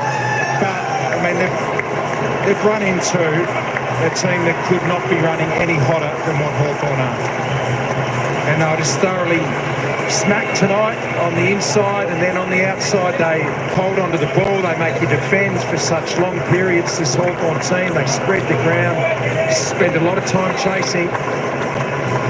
They're going to be super, super hard to beat, this Hawthorn team, moving forward in September. That's what we thought it was going to be a contested game of football. We thought it was going to suit the Bulldogs, as it did in the first quarter. But it opened up, and having 60 more contested possessions with the Hawks played. Down to you, Abby. How she do that? You debuted in round 8 against the Western Bulldogs. Can you believe that you're here? September footy, 97,000 here, kicking 3 in your first final. Yeah, honestly, it really doesn't feel real. I'm absolutely speechless. I know hopefully a good finals player runs in the family with Dad Del Smith, but no, I'm so proud of the boys and how they performed today and how they performed this whole year. It's just been so much fun to be a part of, and I'm so happy. You just touched on it, but how much does this mean to you? Your dad, of course, the 91 Norm Smith medalist, for you to run out here in the brown and gold must make you pretty proud. Yeah, it's unreal. It's a massive dream come true. This is what I wanted to do for ages, and just the joy I see it brings my family and all my friends just makes it even more special for me. And this forward line, it's a pretty special group. Who's the chief celebrator, and I guess who is the crafty one that comes up with them all? I think it's pretty individual, to be honest. I mean, obviously Guinea has a name for all the celebration. I reckon he's rubbed off on all the other mosquitoes, but yeah, they honestly deserve to do it with how they're playing, the work rate that they bring, and just how they connect us all. It's just unbelievable. So they definitely deserve to be able to do it, and yeah. Jack Gunston, Luke Bruce, they've both signed a 1-year contract extension. How big have they been, I guess, as part of your journey in that forward half? I know that Jack's been a pretty big one for you early in your career. Yeah, the Fossils, look, they've having nearly 550 games between them or something. Like, the amount of experience that they've passed on to the rest of our team because we're so young has just helped us develop so much quicker than I think everyone thought we would. And to be people like them as two are such good blokes off the field and you can connect with just makes it so much better. Recover, reset, reload. We'll see you next week in Adelaide. Thank you. Thanks, Abby.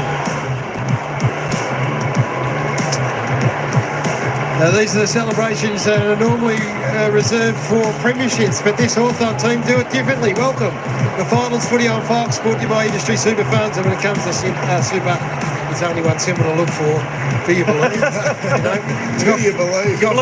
Got 4 old blokes sitting there going, well, he's not the Sorcerer's Apprentice anymore. No, he's the wizard. He's earned his hat. There's no question about that. Do you believe? That is the question, because the dream is very, very much alive. The Hawthorn Footy Club go to Adelaide next Friday night to take on a shell-shocked Port Adelaide Footy Club. And, my word, Adelaide Oval next Friday, they'd be nervous. Absolutely. The way the draws line up, Gaz, it's given them a big opportunity, because essentially they're going to play at their home ground for 3 of the 4 finals if they can keep winning. Obviously, they go to Adelaide next week. They knock them off back to the MCG, which is their home ground against Geelong. I don't think they do. I think the only time you're going to see them back here is on grand final day. Oh, is that right? Yep. Yeah, so it goes the other way. Mate. Still could do it. I just want to... it was just a significant destruction of a very good opposition who were poor tonight, but you've got to give Hawthorn the credit for that, because the Dogs have been in ripping form up till tonight. So, yeah, it wasn't just in contest, it wasn't just in transition, it was forward, it was back, it was consolidated across the field. Have a look at those second half numbers there. So it could have been a lot worse for the Western Bulldogs. So they kicked 7 goals, 12 in the second half.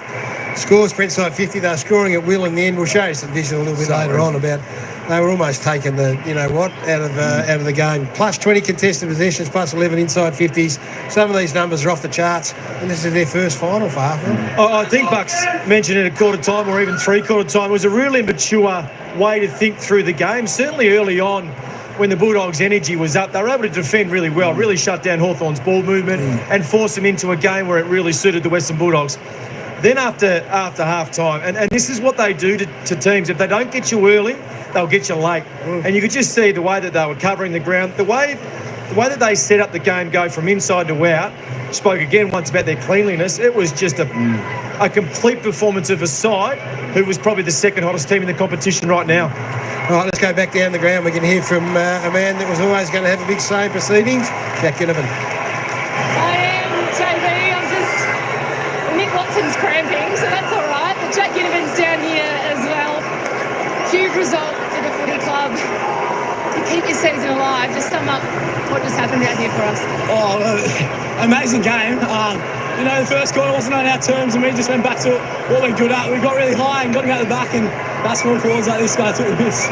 Nick, the Wizard, Watson, you've got your own fan club here. I mean, 4 goals for you tonight. How special is this? I mean, your first final in these colours, but you must absolutely loving your time with the Hawthorn Club. Yeah, what a game, honestly. First final. To get this turnout, all the Wizard hats, it's lovely. But I started cramping up in the celebration just before, so I better get off the field now. But what a win, go Hawks. And Giddy, you've been here before, of course, at Premiership just last year, but how does this group compare? Oh, this is so much fun. Everyone's my age, everyone does what I do, celebrate, carries on. I love my forward line. We've got a few fossils, Gunners and Bruce keeping us together, but everyone else is so young and so happy, and when this guy's kicking goals, it's so much fun. It's always scrutiny around every move that you do. Does it get to you, or is it just water off the duck's back? No, water off the duck's back. I feel like I'm allowed to go a few waters, have dinner. I don't know. Everyone will keep talking, but I'll just do what I do and just try to have fun and kick goals and, pass them off as well.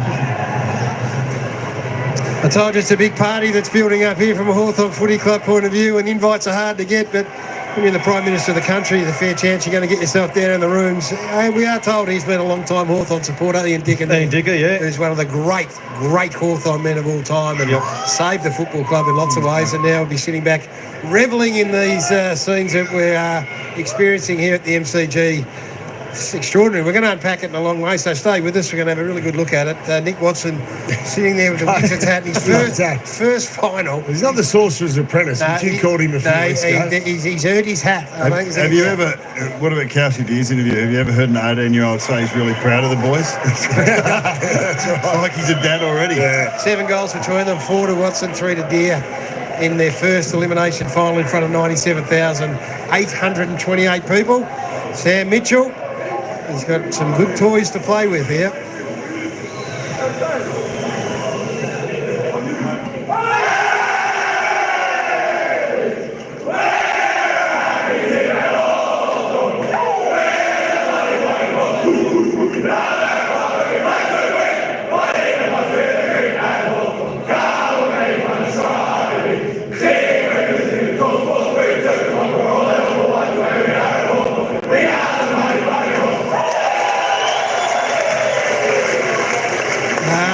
It is an unfolding story. It has been, from halfway through the year.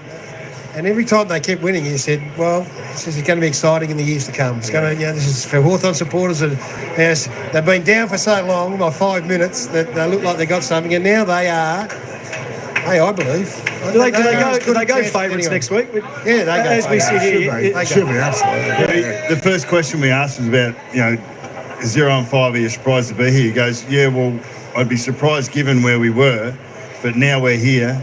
I'm hungry for more. Doesn't matter. Yeah, so now it wouldn't be enough. So that's a great attitude to have. It seems like he's just got the right words to describe where Hawthorn are and be satisfied and happy and celebrate what they've achieved, but still to have that edge to go forward. I feel like they've just embraced it now, guys. So normally, us old schoolers, we'd sit there and go, oh, no, getting ahead of themselves. No chance they'll win next week the way they're carrying on. I feel like the Hawthorn now, they just embraced this whole thing. Celebrate with the crowd, celebrate with each other. Jack Ginnivan said, so much fun playing with all the younger blokes as well. I think they're just going to keep doing what they're doing. Yeah, well, we would look like idiots if we were jumping up and down about the way they celebrate, because they back it up. Followed it through, Once you back it up and they back that 7 from 8, then you can do what you want. Yeah. Winners are grinners and losers please. And the only one they've lost, they had destroyed. They destroyed the Giants for 3 quarters, and I reckon they took their foot off throat for 5 minutes, and the game was gone. And they've learned every way as they've gone through the last 2/3 of the season in particular. And they lost that game to Port Adelaide. I think it was round 10, was it? Round 10. They lost that game to Port Adelaide in the last kick with that Darcy Byrne-Jones toe when they were 3 or 4 goals up. 97-800.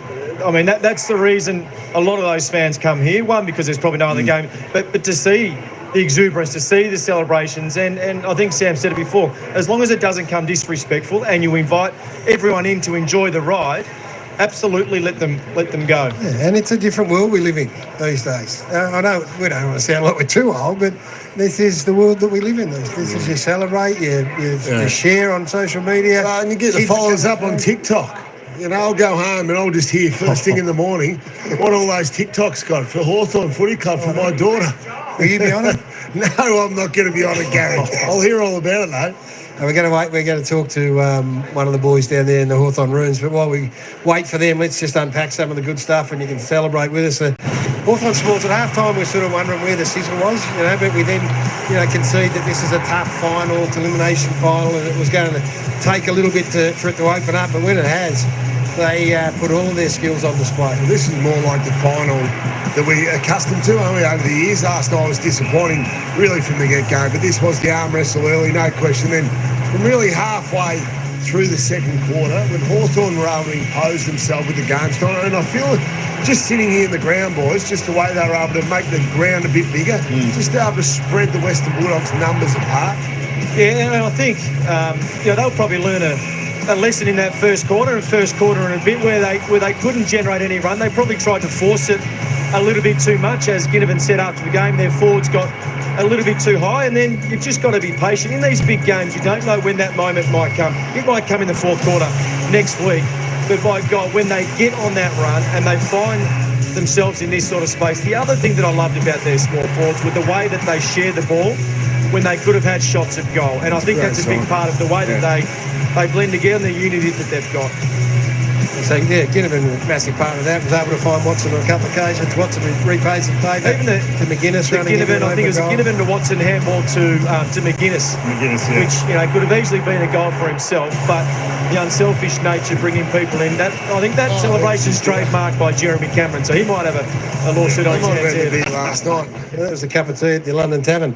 11 points of margin at half time, and it was a genuine arm wrestle on the play that we thought was as dominant as any was the skipper, who must be a pretty proud old man right now, sitting down those rooms with all these young blokes around him. James Sisley, well done. Hey, yeah, bloody wrapped, mate. Unbelievable result. I can't really hear that well, but yeah. That's all right, mate. We just said you must be a pretty happy old man down there with all these young fellas running around. Thought you were outstanding in the first half when it was an arm wrestle, but things opened up. I mean, the celebrations down there are what we've come to expect of this Hawthorn side. Yeah, I know. They probably let themselves down a few times, missed some easy goals out there in the second quarter, but yeah, they love the bright lights, the looks of it. So, we really enjoyed the getting after him today, and I thought our ability to handle their pressure and the midfield battle went such a long way today. Like Jai Newcomb and James Warple, and even Miki. Miki did such a great job in the ruck, mate. Unbelievable. Mate, it looks like a bit of a free-for-all in the rooms. You just saw Ginnivan's old man in the back. Tell him to get out of the screen. It's a bit of a free-for-all in there. Yeah, mate, well, Hilly's here as well. I don't know how Brad Hill weaseled his way in. I think he's trying to come back now after that result. But, it's a good feeling. Dave, talk us through the game. I mean, it looked like a tight contest in the first quarter. Maybe the conversation that happened at quarter time and how the game broke open, the confidence you boys got from that. Yeah, look, they really tried to come at us in that second quarter with run and gun and handball, and we just had to stay diligent and play our way and press the game. You know, that's what we're trying to do, really get after the opposition. So when they kept it live and kept it fast, we enjoyed that. But mate, lost for words, really. Like, had our challenges this year, and we've been quick to learn from our mistakes. And we're into another final. Sis, I think you're right. You're not going to get finals all your way, and you were able to grind it out in that first half in a different manner. You started controlling clearance a little bit more, even though they won that stat in the first half.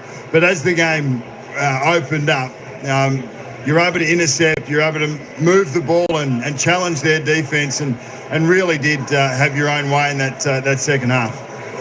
Yeah, look, we really pride ourselves on our work rate and supporting the ball carrier. You know, low number, outnumber, getting to contests after clearance. And, we have a lot of confidence that we can run out games really strongly. And, we want to play the open side, and we were able to do that for most of the game.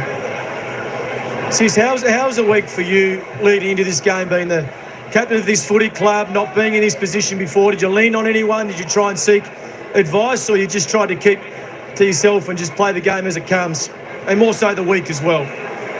Oh, to be honest, I was just itching at the bit to get out there, you know, like 2 weeks felt like forever to play our game, to play tonight. No, in terms of asking questions of anyone, I just lent on the other leaders. You know, we've got guys that are capable of leading in all lines, and we were just really embracing the challenge and playing Friday night footy, because we haven't been on this occasion for a long time. So really group-led efforts, and hopefully we can go deep. James, tell us a little bit about Jack Scrimshaw. I thought he was fantastic this evening. Intercept marks, but just so strong in the contest. He's had a sneaky good year. Probably other guys have got a lot of focus, but what does he mean to you when you've got a bloke like that on either side of you when you're in that back six? Yeah, to be honest, I think he's probably going to get a little bit more respect that he deserves. You know, a lot of the talk around our undersized keys and are they going to be up for the challenge? And he's been right up to the challenge all year, and he's able to use the ball so well once he does win it. It's pretty. That's what's so good about maybe our undersized. Yeah, they might be as tall, but bloody hell, they can use the footy once they win it. But he's had an enormous year. He's been so reliable, and was able to get the job done tonight. Well done tonight, sis. Do you think you'd be in this situation when you're zipping 5? Not this quick, mate. No.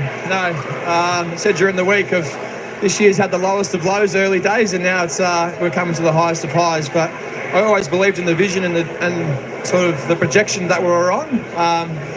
Full trust in Sam and the football club, and to be happening this quick, mate, I'm sort of pinching myself. It's unreal. I enjoy it, mate. We appreciate you giving us some time. Can you win the premiership? Yeah, why not? Why not? We'll try. That's it. It's a great answer. Well done. Enjoy it. Cheers. Dave Sicily, why not? I feel like it. The confidence that Sam Mitchell displayed during the week. When he gets asked about the premiership, how many times have we seen coaches just try and shy away from it or answer it like a politician? Yeah. Where Sam Mitchell just goes, that's what we do. That's what's expected at Hawthorn. You win premierships. We're not here to play finals. We're here to win premierships. It's a great bar. I feel as if it sets a great bar and it just flows through the team. And anyway, well done to James Sicily. Be wrapped. First win as a captain. Yep. I think you speak about the turnaround, and yes, they were zipping 5 and there was a lot of pressure. But I think the onus then falls back on the playing group, and Dylan Moore was quite vocal in the way that he came out and said that the standards weren't good enough. So I think Dylan Moore and Scrimshaw, he mentioned Scrimshaw. I think he's a big reason why the fortunes of this football club have turned around from in terms of behaviour and dragging people along with him. So him leading the charge, like setting standards, or him coming absolutely along? leading the charge. Right, yeah. Which is That's a credit interesting. You wouldn't know that from the outside. to those players that you would not maybe expect it from the outside. Yeah, that's really interesting. Let's have a look at just well, there were lots of passages to play. We'll have a look at lots, but this one particularly was just you talk about the arrogance and confidence, whatever it is with ball in hand. But this was the zone that they got in the second half that they ended up almost. I don't know, they were almost running at the Western Bulldogs and daring them at stages to try and get a hand on them. And D'Ambrosio's involved in it. Like, that's kind of half training drill stuff there on your way through. And by this stage, the Western Bulldogs were hard up against it. But that's where they got their game to. I think that's sometimes that's the challenge, and what keeps sides from maybe not attacking is you don't know the end result. So sometimes you've got to make it up. You've got to trust that the system will provide numbers around that contest and allow you to keep going. But I think a lot of the times when Hawthorn took off tonight, they didn't know necessarily what was going to be the end result, but they did it. But it's obviously drilled. We heard James Sisley then talk about low number out numbers and being able to find that space with the 4v3, being able to stand up a bloke 1v1 because you know that you've got a player that's going to come and support you. We have spoken about this over the last couple of months, how comfortable a Hawthorn player looks with ball in hand and how he's prepared to stand up an opposition defender, knowing that and even go through his tackle. Just the basic of being able to stand up in a tackle so he can lay that ball off. And they're making a lot of teams look silly, with great team defences look silly. Well, we'll show you some Dogs numbers later. That's not great reading for them. No, it's not. I think we should just show that vision, Bucks, another bit of vision that I think we spoke about all night and we lauded it. Just the way they can change the speed and change their angles as well. But also James Sisley's impact, Bucks, with... Once he starts to realise on offence he can get involved, he just floats forward and becomes really an attacking weapon. Well, I think they all do. I mean, we were talking about Scrimshaw. I mean, Froster's probably the only guy in the back six that you're happy to have, less than 10 touches. Yeah. The other guys are going to pick up their teens or even low 20s. And the defenders are looking to get up into the midfield because their forwards are lengthening away from the ball. They create this gap through the midfield where their mids and their high defenders in particular, and even their deep defenders in Sicily and Scrimshaw and Weddle, they get up and they get high, and they're as good with ball in hand as a high forward or a midfielder, which is a unique trait that the team has that they're taking advantage of. No doubt the similarities with that great Hawthorn defence. I think during Geordie's run, they're all good kickers. Well, most of the boys were elite kickers, weren't they? Yeah, absolutely. I mean, that's the game, and even James Sisley mentioned that. I mean, it's that play is nearly identical to the one that we showed pre-game. So really taking, and if you're a forward, that's what might worry about Port Adelaide next week. If you're a forward and you don't want to chase, that type of play will open up more often than not. And don't underestimate that though. The kicking game is so important. Yeah. We sit there and when you watch a team that are really good kicks, you just take it for granted because that's what you expect. You go, you kick it there, you kick it there. Then you go and watch a team that's not, and you can't play that way. Because you might get the first one, but the second one gets turned over and you scored against. We get what you saw from Port Adelaide last night when they didn't have their halfback kickers. They just started kicking long the contest and wanted to speed up off that, and the opposition took advantage. Lloyd Meek we spoke pre-game about Lloyd Meek. His contest with Tim English was always going to be really important. And if they're going to keep going and keep winning games, this bloke's going to be really important. He was brilliant, Gaz. No doubt about it. I thought he dominated. He dominated Tim English. He's been an All-Australian ruckman, Gaz. I thought he gave about 46 hit-outs for the match. Early. Hit-outs to advantage. And I feel as if the Dogs mids just really couldn't impose himself on the contest, especially Bontempelli, because of this man. Well, late in the second quarter, I thought he just stepped up to another level. The Dogs had owned clearance at that point, and Hawthorn was starting to get some field position. The little tap to John Newcomb late in the second quarter for Newcomb's goal. And that, I think he just stood up and started realising how important it was for him to give his mids, this one here, which I thought was pivotal late in the second quarter to be able to reinforce the territory that they'd been able to get. And even though they lost clearances by 9 in that first half, I think their effectiveness started to weigh on the opposition, and that continued in the second half. It was targeted. David Hale, a highly rated assistant coach at Fremantle, now at Hawthorn. Yep. He would have had some impact on Lloyd Meek coming over from Fremantle, I would have thought. Certainly would have helped him with his coaching, no doubt about it. Well, you look at those two players there, the Meters, even Amon, D'Ambrosio, but I think the other thing, Lloyd Meek was targeted off the ball. Whenever he tried to run, there was a Dogs player in his road. Didn't give away a free kick from that, still was able to challenge in the ruck. But I think that was a challenge for Tim English to come into this game and match him physically, and he just didn't live up to that. Like a big physical big man, that's what they're there for. Geordie, the number 3 Hawthorn Guernsey, something you'd be very proud of, the way it's been deployed at the moment. John Newcomb's the highest rated player on the ground, absolutely outstanding again with 35 possessions, and he just gets better and better every time he runs out there. Yeah, no, he's a great kid. He's one of those players that he's always looking to improve. He just sucks up the advice that's able to. I mean, his third quarter was unbelievable, and we mentioned up here watching the game how clean he was, and that was the difference, I think, at times between the Hawks mids and the Dogs mids. The cleanliness, just little gives around stoppages, the ability to go away from goal, turn your body, but still get penetration on your kick. He makes really good decisions, and even his work outside the stoppage to get from contest to contest, he's at an elite level when you watch him live. Kelshire is, I think he's going to be a star, this kid. And I really like the way that Hawthorn have used him, Brownie. They played him early, they would give him the half and take him off the ground and sub him out, then they keep him in and they wouldn't drop him. But every time he played, he did something, sometimes he'd only have 2, 3, 4 touches in the game, but he did something during the game where you looked at it and went, geez, I like what he does. His jump, we talked about Sam Darcy's jump at the ball and his ability to get the balls that you don't think he can. This bloke has got some X factor that there aren't many in the conference. Yeah, he's got a broad range of skills, guys. We've saw the ground level goals. We've seen the marks. He was targeted 7 or 8 times inside 50 for 3 goals 3. So he was able to mark a lot of times when it went towards him. Gives you great hope as a supporter of a team when a young key forward bursts on the scene, especially with the history that his old man has. This mark here was amazing. He just plays fearless football. Yeah, he does. And he's just prepared to jump at the ball. There's a mark there that he took for, I think, his second goal for a rider screen, and he just marked it in the middle of his body, like body line the ball.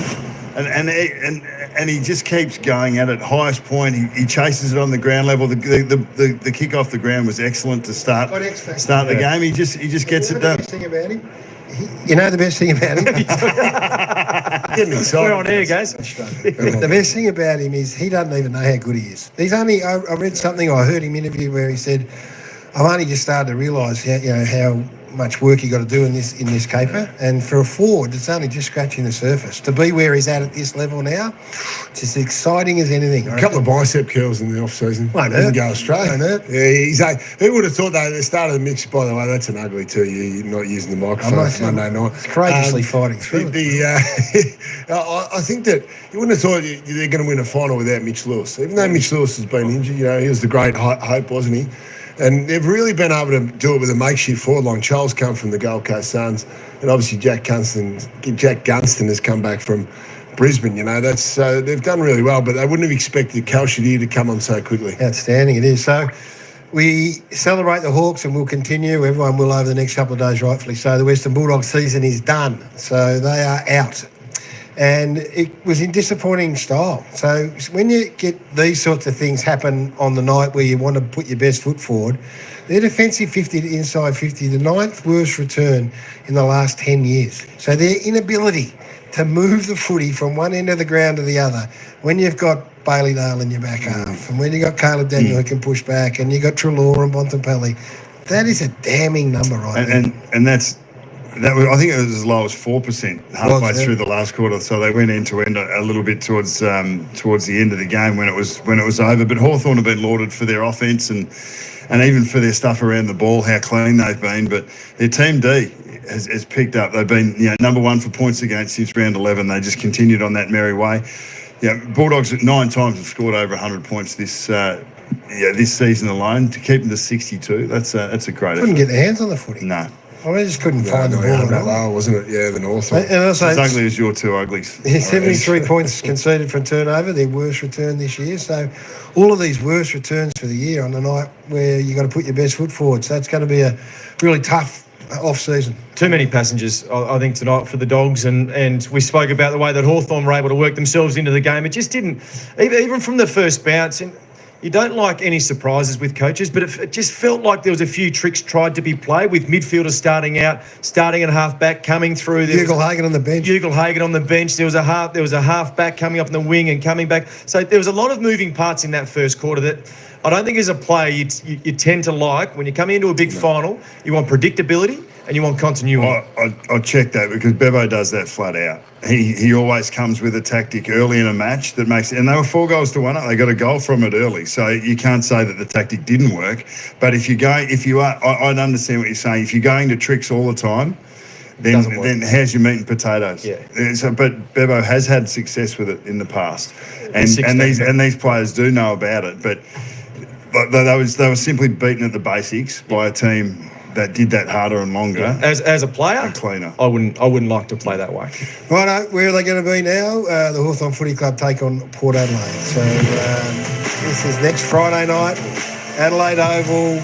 The Port Adelaide Footy Club with Zach Butters in doubt, coming off an absolute smashing up against the hottest team in the competition.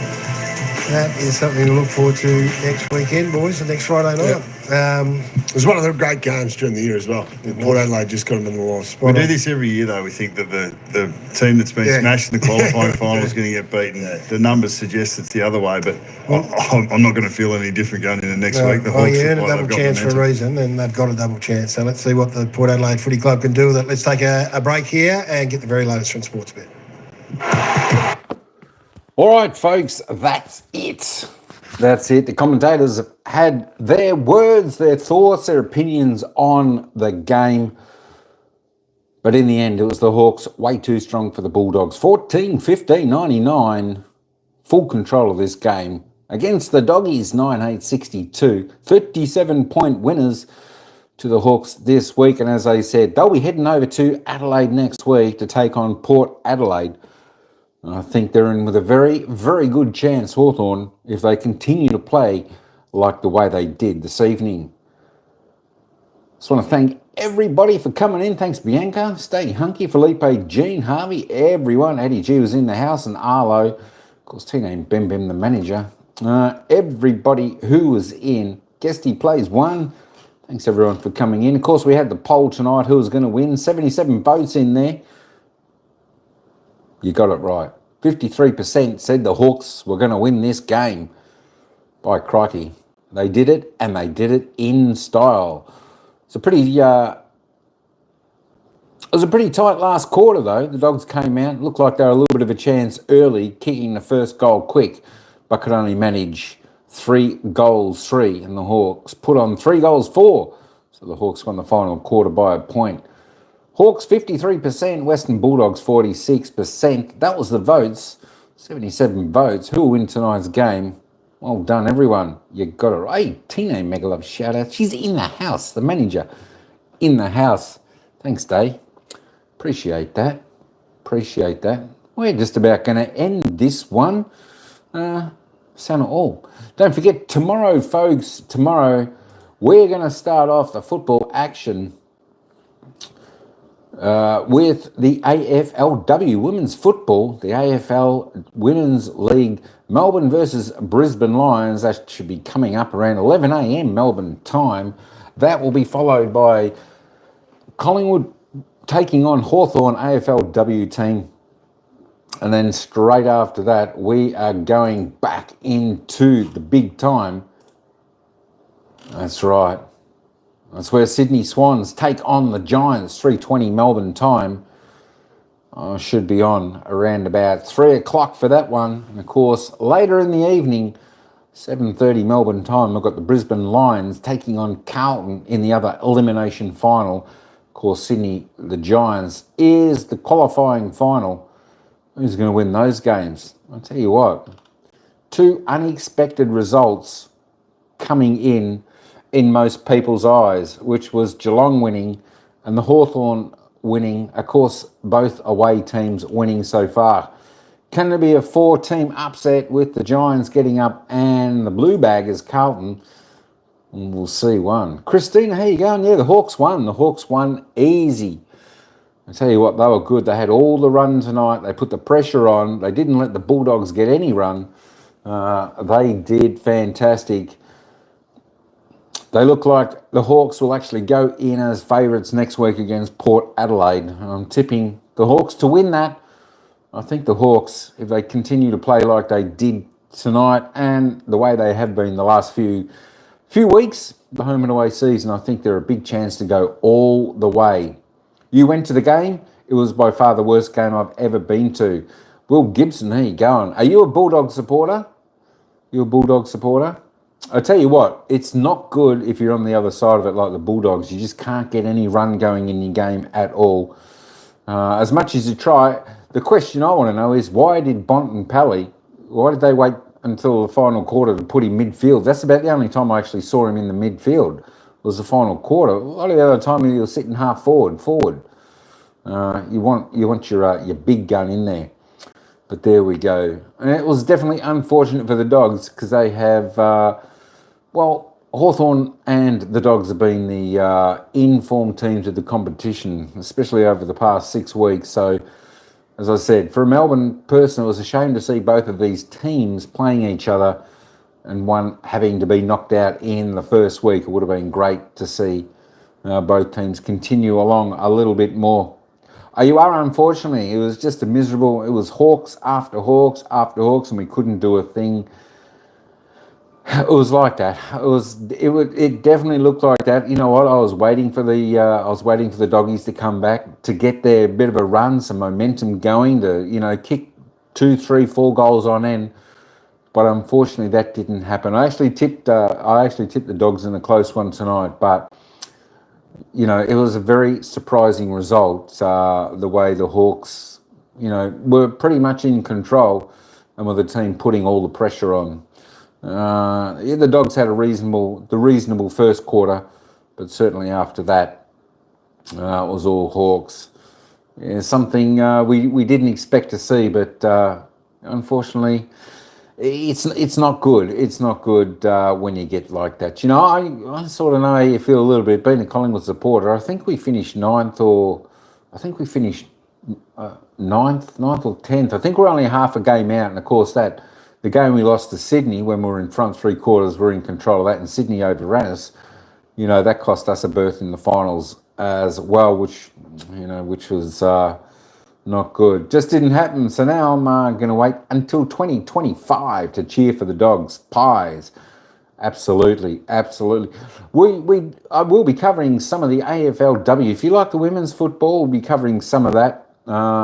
Tomorrow we've got Melbourne, Brisbane and Sydney taking on Collingwood in the AFLW. We'll cover those 2 games tomorrow along with the other 2 finals with Sydney and the Giants, and of course Brisbane and Carlton up there at the Gabba. So it should be a good day of football tomorrow. So that's what we'll just have to do. We'll have to barrack for the women's team or the reserves. I haven't been following the reserves teams at the moment, so I'm not actually 100% sure how the reserves are going, how the seconds are going, who's in the finals there, who's made it, who hasn't. I've just been concentrating on the first, the AFL. And just started to do some of the AFLW as well. The women's team got the wooden spoon last year, and our girls' team literally worse than North Melbourne.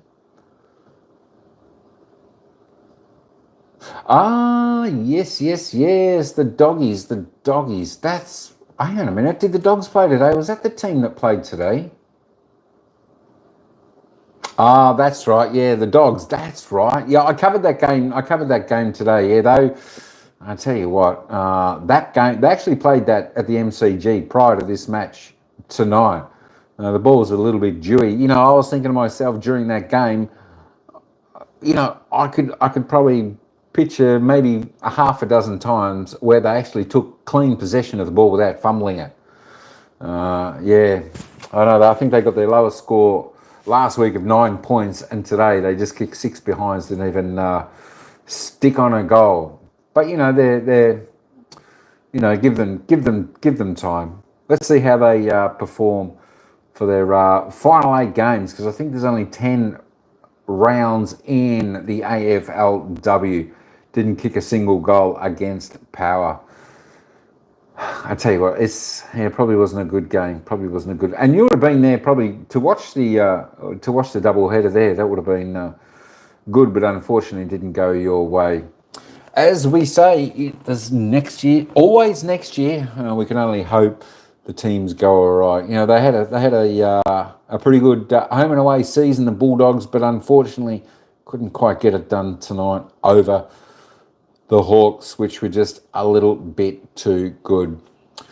All right, folks, that's all we got for this one. I'm going to wrap it up here. I was there to see the you were there to see the last quarter. Nice. So it did rain a little bit, didn't it, out there? A little bit of drizzle. Pretty sure there's a bit of moisture. Tonight the guys seemed to handle the ball pretty cleanly. Seemed pretty dry out there tonight, which was good. All right, commiserations, Will, for that, with the Western Bulldogs going down. Congratulations to all the Hawks supporters out there. They continue the road over to Port Adelaide next week. But you know what? It's just a game. It's just a game. It's great when our team's in it. But when it's not, you know, we still love football. We still like to watch it and try and barrack for a team that, you know, we like to see win. All right, folks, that's it. I'm out of here. Thanks very much, everyone, for coming on in. We'll see you tomorrow. Should be on about 11 a.m.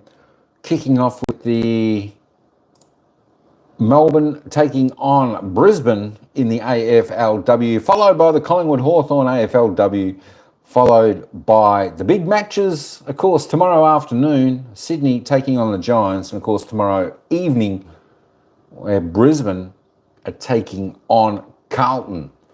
Should be fantastic. And don't forget, Sunday, we also will have a couple of games for the AFLW. So that should be pretty good as well. All right, folks. It is. I'm looking forward to see the 2025 flag. Santa Hall. Go the Pies. I tell you what, the Pies were unlucky this year. They had abundance of injuries. I think they did quite well to finish where they did with the amount of injuries that they had. They had a lot of stars out for a lot of the year. So, but yeah, it was just unfortunate we lost that one game. You know, I even reflect back to that time where one of the Collingwood players, I think, gave it back to Nick Dacos instead of the umpire, and I think that was where it first started, where the umpire gave a free kick to the opposition. They kicked a goal, and I think that cost us the match that night as well. So a little bit unlucky. 2025, that's what we've got to look forward to. All right, folks, that's it. We'll see you tomorrow if you're coming back for the footy. And don't forget, subscribe, stick the bell on all, and you'll know when my next footy matches is. I can tell you now, it'll be tomorrow. So we'll see you tomorrow. Till next time, ciao for now. We'll see you at the next game.